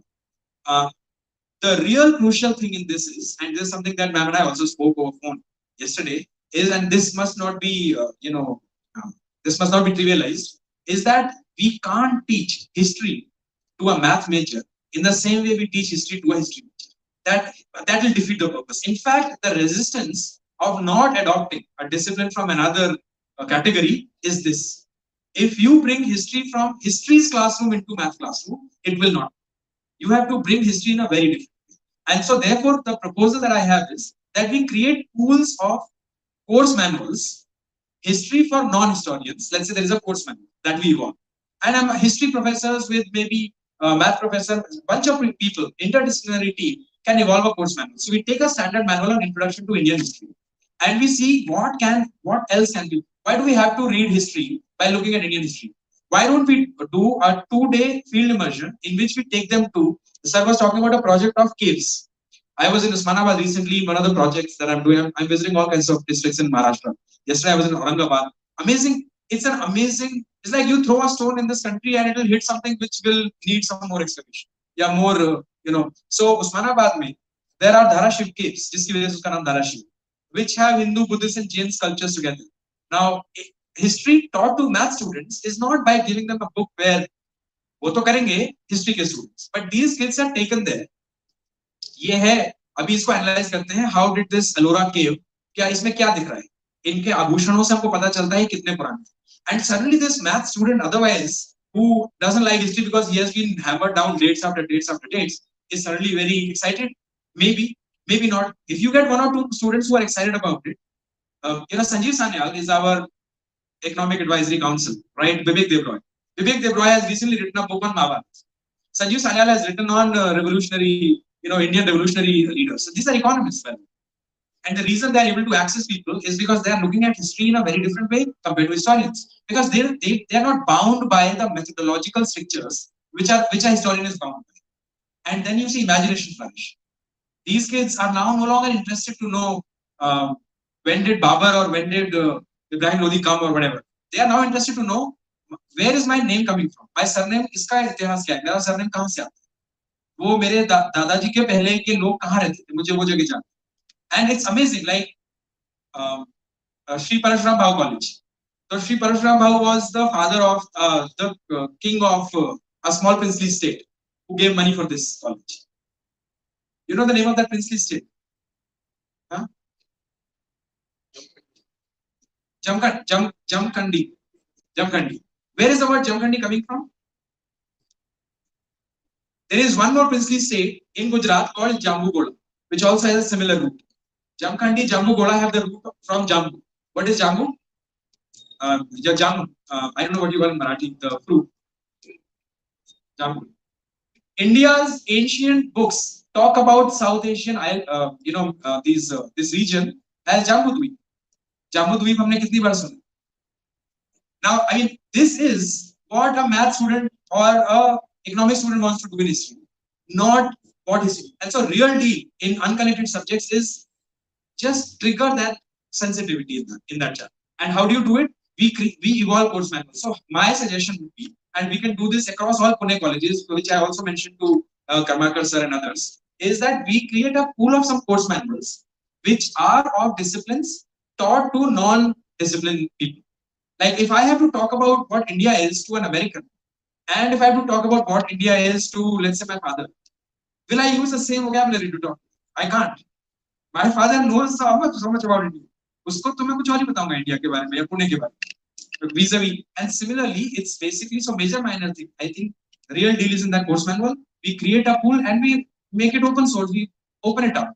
Let people put in their own ideas. तो एक बहुत बड़ा pool आ जाएगा हमारे पास. Because unless we help each other, institutions engage with each other, it usually exercise will be, the impact will be less. So एक बार बहुत exciting pool आ गया अगर किसी course manual का. Economics for those who are not doing economics. So literature major who is doing economics, that guy will not be able to do mathematical calculation, but he wants to understand financial expense या economic times कैसे फंसते हैं. वो तो उसको भी चाहिए जीवन में. उसको कल बैंक वाले लोग आके मूव बनाएंगे कितना % इंटरेस्ट और ये. तो वो बेसिक लिटरेसी का एक अलग कोर्स में हो सकता है. And for that the credits could be a C. So I think this is one of the things. What I'll do is I will just go down the presentation. Is if there is, okay, so this is one. I was trying to show why multidisciplinary thinking is necessary, and maybe I should stop now, right? What time should I stop? I'll talk for another 4 or 5 minutes, just quickly running through.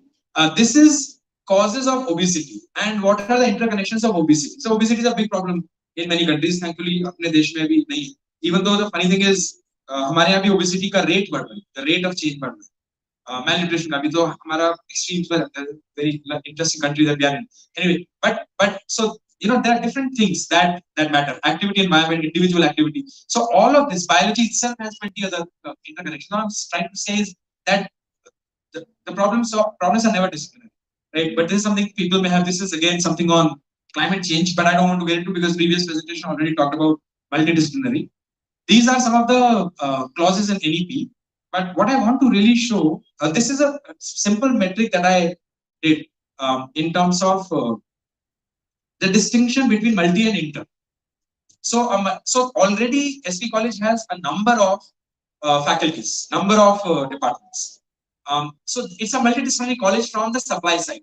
But demand side से multidisciplinary तभी होगा जब commerce का student is for certain things prerequisites are necessary. So you can't train a commerce student into undergraduate physics who has never taken physics in 11th and 12th. That is, of course, understood. Nobody does that type of experimentation. But insofar as the person is wanting to do theatre, despite doing physics major, that doesn't necessarily require. But also theatre में theory of theatre नहीं देने का. You have to expose the person. There is something like that out there. अब उसको आप expose करिए, उसको देखिए तो अच्छा रहेगा. So interdisciplinary is when you use a concept of one discipline into another, right? And multidisciplinary is when the student is studying different kinds of disciplines in the same class with smaller number of credits. Of course, that is possible. I did Google Ngram search of multidisciplinary and interdisciplinary, and for our purpose right now it doesn't matter the difference, but what matters is that since the 60s until 2000 suddenly rise globally. Google Ngram is basically frequency of a word appearing in all books that have been digitized by Google that have been published in the last 200 years. Which is to say that if the word is becoming popular, it will appear like that. You can find out about democracy, find out about Pune. एक बार मैंने किया था महाराष्ट्र और गुजरात का 1961 Gujarat and Maharashtra were carved out. So I saw how much are these two new words, Maharashtra and Gujarat, because earlier they were called differently, right? So how frequent are these words? And you could see when something happened here, the frequency went up of Maharashtra and then it came down and so on and so on. Multiple subject doctoral dissertation globally, there is a huge rise after secondary. So in some ways, I'm trying to say something that I'm not trying to say something which you don't know. But here's another trick of the idea of incorporating holistic and multi, and we can talk about this further, is that for every this could be a toolkit, right? So toolkit में हमको देखना है कि हमारे program का structure क्या है. So there is already a structure going on, and I'm happy to talk about Flame में हमारा क्या structure है. So for example, I had written it down. If you allow me a second, I will. So in Flame, in the first year, there are 7 core classes. 7 classes, 7 subjects every student has to do. Ethics, critical reasoning, environment, financial literacy, digital literacy, academic writing, and public speaking. Now, why we choose these 7 subjects to be done by anyone, irrespective of whether you're maths major or chemistry? Because, you can see the name of the subject and get a sense, right? So already, right? You have ethics. It's a very interesting. The most important thing is really the least taught these days. Critical reasoning, because you need that for, these are tools basically. Then student has to do 2 subjects from 1, 2, 3, 4, 5 baskets. So there are many courses in each basket, and those are the courses which are close to each other. And these 5 baskets are humanities, social science, languages, performing arts, and natural sciences. So every student has to do 2 subjects from each basket, at least. And this is only in the first year. And at the end of the first year, they will choose what do they want to do, their majors and minors, because they've been exposed to a number of things. Now that could be done if we evolve that structure. It's a difficult program to run because our classes start from 8 and go on until 8 p.m. And so one suggestion, because NEP is going to be, it's like a course, like a hammer, and things like that, and this is going to cost colleges. So one of the interesting things that could also be is we will have to share our resources and knowledge for that matter. So NEP will probably encourage bringing outside faculty who may not necessarily be professors. Outside faculty as in adjunct professors or professors of practice, etc. Because otherwise these courses are very difficult to be done by, and I'm an economist and a public policy professor. I can give 1-hour lecture on, financial literacy, but I can't do a course. I'll have to find somebody in finance, but somebody who can talk about that to someone who's not also doing the major. So good teachers who are communicators may not necessarily be in university. They could be in the industry. There could be somebody, maybe your own banker is a great teacher who is not doing what he should be probably doing. This guy has to come and deliver a 20-30 hour course. The problem will be that students का teaching hours लंबा हो जाए. वो सुबह जल्दी शुरू करना पड़ेगा शाम. But एक दिन में 4-5 घंटे ज़्यादा नहीं पड़ता film in terms of class hours. So they will have some days which are morning में है, evening में, बीच में खाली है. So this is a type of new model that level. It is we can't do anything. तो जो school का time table होता है या कॉलेज का 9 से 5 का, वो फिक्स टाइम टेबल में ये होना मुश्किल होगा.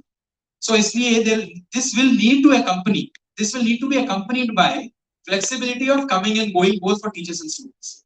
Because there is a class that a teacher would like to take in the second half because that's when students are free. But then the teacher should not be expected to come in the morning because obviously, or evening maybe find some other professors from outside the college. These are the adjustments which will be, I think, painful. But because we do it, many colleges in India do it, it's possible, it's doable, is what I mean. So I'm happy to share even more details. In fact, I'm happy to bring my own dean here, and the dean can tell exactly what we do. So exactly जो है उसमें जो अच्छा है वो लिया जा सकता है. And in that sense, we are very open to engaging. उसमें कोई बात ही नहीं. So one way in which I did the entire thing for one particular college is that I categorized the structure in 3 broad categories with respect to exposure, which is the interdisciplinarity in some ways.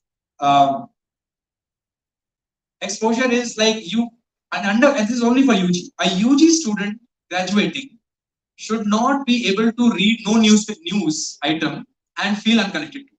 I mean, so they know something about, and something like that. Then these courses some courses are very, very specifically skill based, and the others are depth of knowledge. So domain. So somebody is doing economics. So this is all economics. Skill is related to economics. It is only the exposure that is going on. The same credits and the same subjects can be recategorized in the 4 categories that are kind of the goals. We want the student to have some civilizational virtues which come through ethics. We want the student to be creative.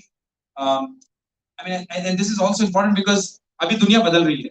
तो पहले जितना जोर होता था creative expression पे उतना अभी बहुत ज्यादा है. Right now because the inflow of social media, like social media में अगर किसी important person has made some error in spelling, so it can lead to stock prices falling if that person is important. तो इसलिए वो जरूरी हो गया है अभी बहुत लोगों के लिए. और creative expression also in my view makes people happy. अच्छा एक चीज और हो रही है, मुझे नहीं पता एसवी कॉलेज में कितना है, बट मैंने ऑब्जर्व किया इंडिया में जहां जाता हूँ कॉलेजेस में मेंटल हेल्थ इश्यूज बहुत बढ़ रहे हैं students, young students at that age, जो शायद हमारी जनरेशन में तो कभी सोचते भी नहीं थे. अगर एजुकेशन सिस्टम वो नहीं एड्रेस कर पाएगा तो फिर और कौन करेगा?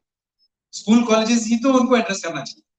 And so in some ways these creative expressions के जो courses होते हैं, one of their hidden goals is this also, I believe.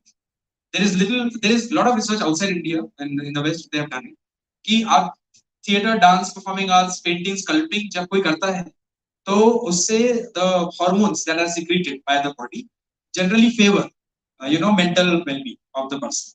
And so this is like a must एक तरह से कि करना ही चाहिए. Human beings by nature are creative.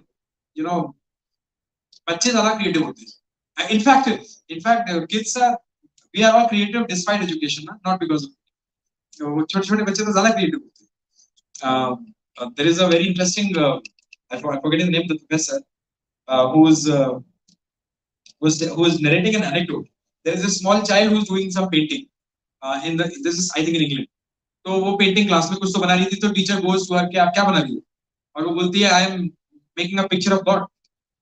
So the teacher says, but nobody knows what God looks like.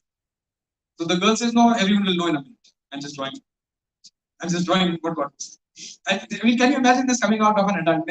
So in some ways, this creative expression is so arresting mental health issues is to bring the childhood back in a way. And this is not very difficult to be done because many artists would love to come to colleges and do a workshop of 15 hours Saturday, Sunday में on painting. And students, they don't need to be painters. None of them is to be. But let us see if there is a small room which is locked, and if it gets opened, they will find more solace. Scientific inquiry and social inquiry. This is a typical structure in which one can say, let's say 12 weeks like semester मान लिया जाए, and 5 days. तो हम लोग approximately 45 credits कर सकते हैं. Now 40 भी हो सकते हैं 3 साल में. These credit structures are not fixed in terms of her college का ही कर रहा है, every college can evolve. Is a ratio, is a proportion that is more important. And in that sense, we can always have many one credit courses. So interdisciplinarity ka, and credit is largely I think 15 hours is what I got to know. तो 15 घंटे का है. कुछ credits SP college में मेरे ख्याल से वो हैं जिनमें credit मिलता है लेकिन compulsory है but credit नहीं मिलता शायद, something like that. In some ways the upper limit for the credits is not set in stone. And so हम लोग क्या करते हैं, to give an example, मान लीजिए 4 credits है 60 hours. Not all 60 hours are going to be classroom, physical classroom. We make this is getting recorded. So जब recording नहीं होगा तो I can talk more on different kinds of designs that many universities have recorded. in which what we can do is that learning is happening through some physical engagement of the student, not just reading the book. Or those hours when he or she is talking to, let's say किसी temple का priest है जो उनको बता रहा है temple का history. That is also learning. Like that is also included in that thing. So in a way, वो pressures of time थोड़ा कम हो जाएगा. And finally, so इसको मैं थोड़ी देर के लिए रख दूंगा during question Q&A में, ताकि क्योंकि इसमें time लगेगा. Idea is कि 30 hours के कुछ courses capital में लिखे हैं मैंने, जो 15 घंटे का 1 credit का course है, वो normally लिखा है और italics में लिखा है मैंने 0.5 credit के courses, which means छोटे courses ही सही, लेकिन थोड़ा exposure देने से अच्छा रहेगा. This is only 1 year, first year curriculum. And in this, if you notice, for instance, this is an old one. For instance, history na पढ़ा के, we are talking about approaches to historiography. Okay, history क्या होती है, rather than telling them what the history is. Anyway, let me end this here because, and this is a, for various disciplines, what could be the core, what is the worldview, skills, and these are the type of courses that I had put, which don't have credits, but ये बहुत छोटा आपको दिख ही रहेगा, मैं भेज दूंगा अगर जरूर पड़े तो. And I leave it here. But again, this is very philosophical. I think we should go back to more practical.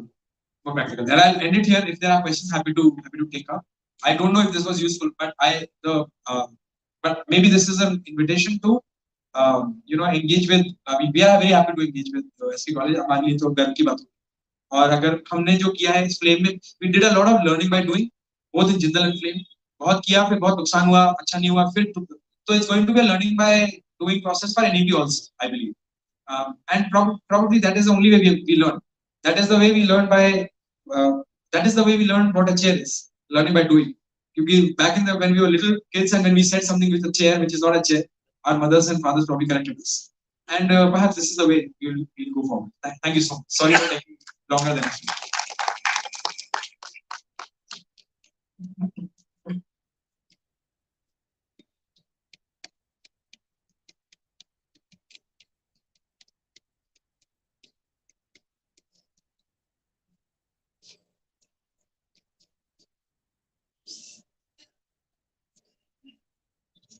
Study.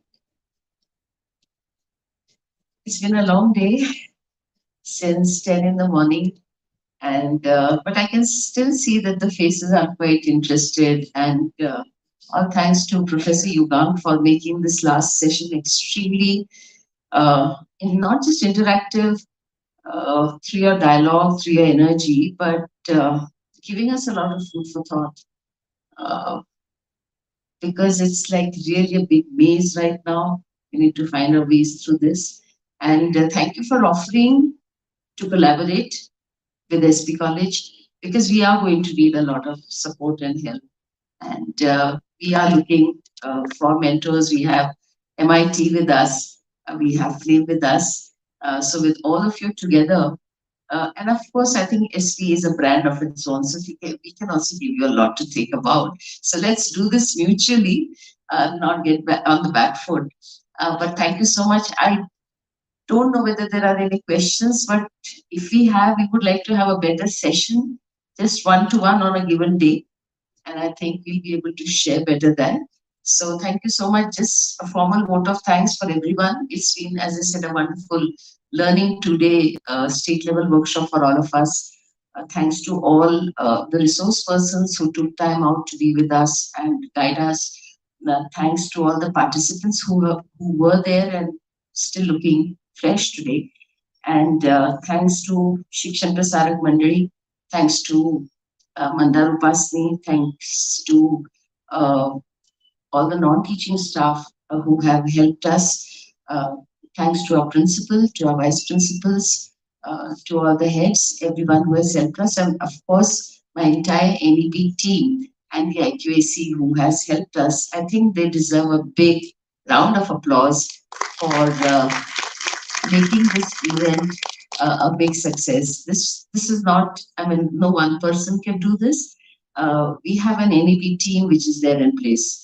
And of course, our IQAC is also there. So it's a big group of young faculty members. And they've all been through a lot of brainstorming about the topics, about the resource persons. Everyone's been chipping in. And that's why we've been able to get the best resource persons for guiding all of us. And as I said, this is just one step ahead. We are looking forward to more orientation sessions till April, May, because then we will have to be ready after that. Thank you all so much. Teas outside, we'll have tea and biscuits. And so we just like to show you the college. So we'll just take you. Thank you so much. Thank you.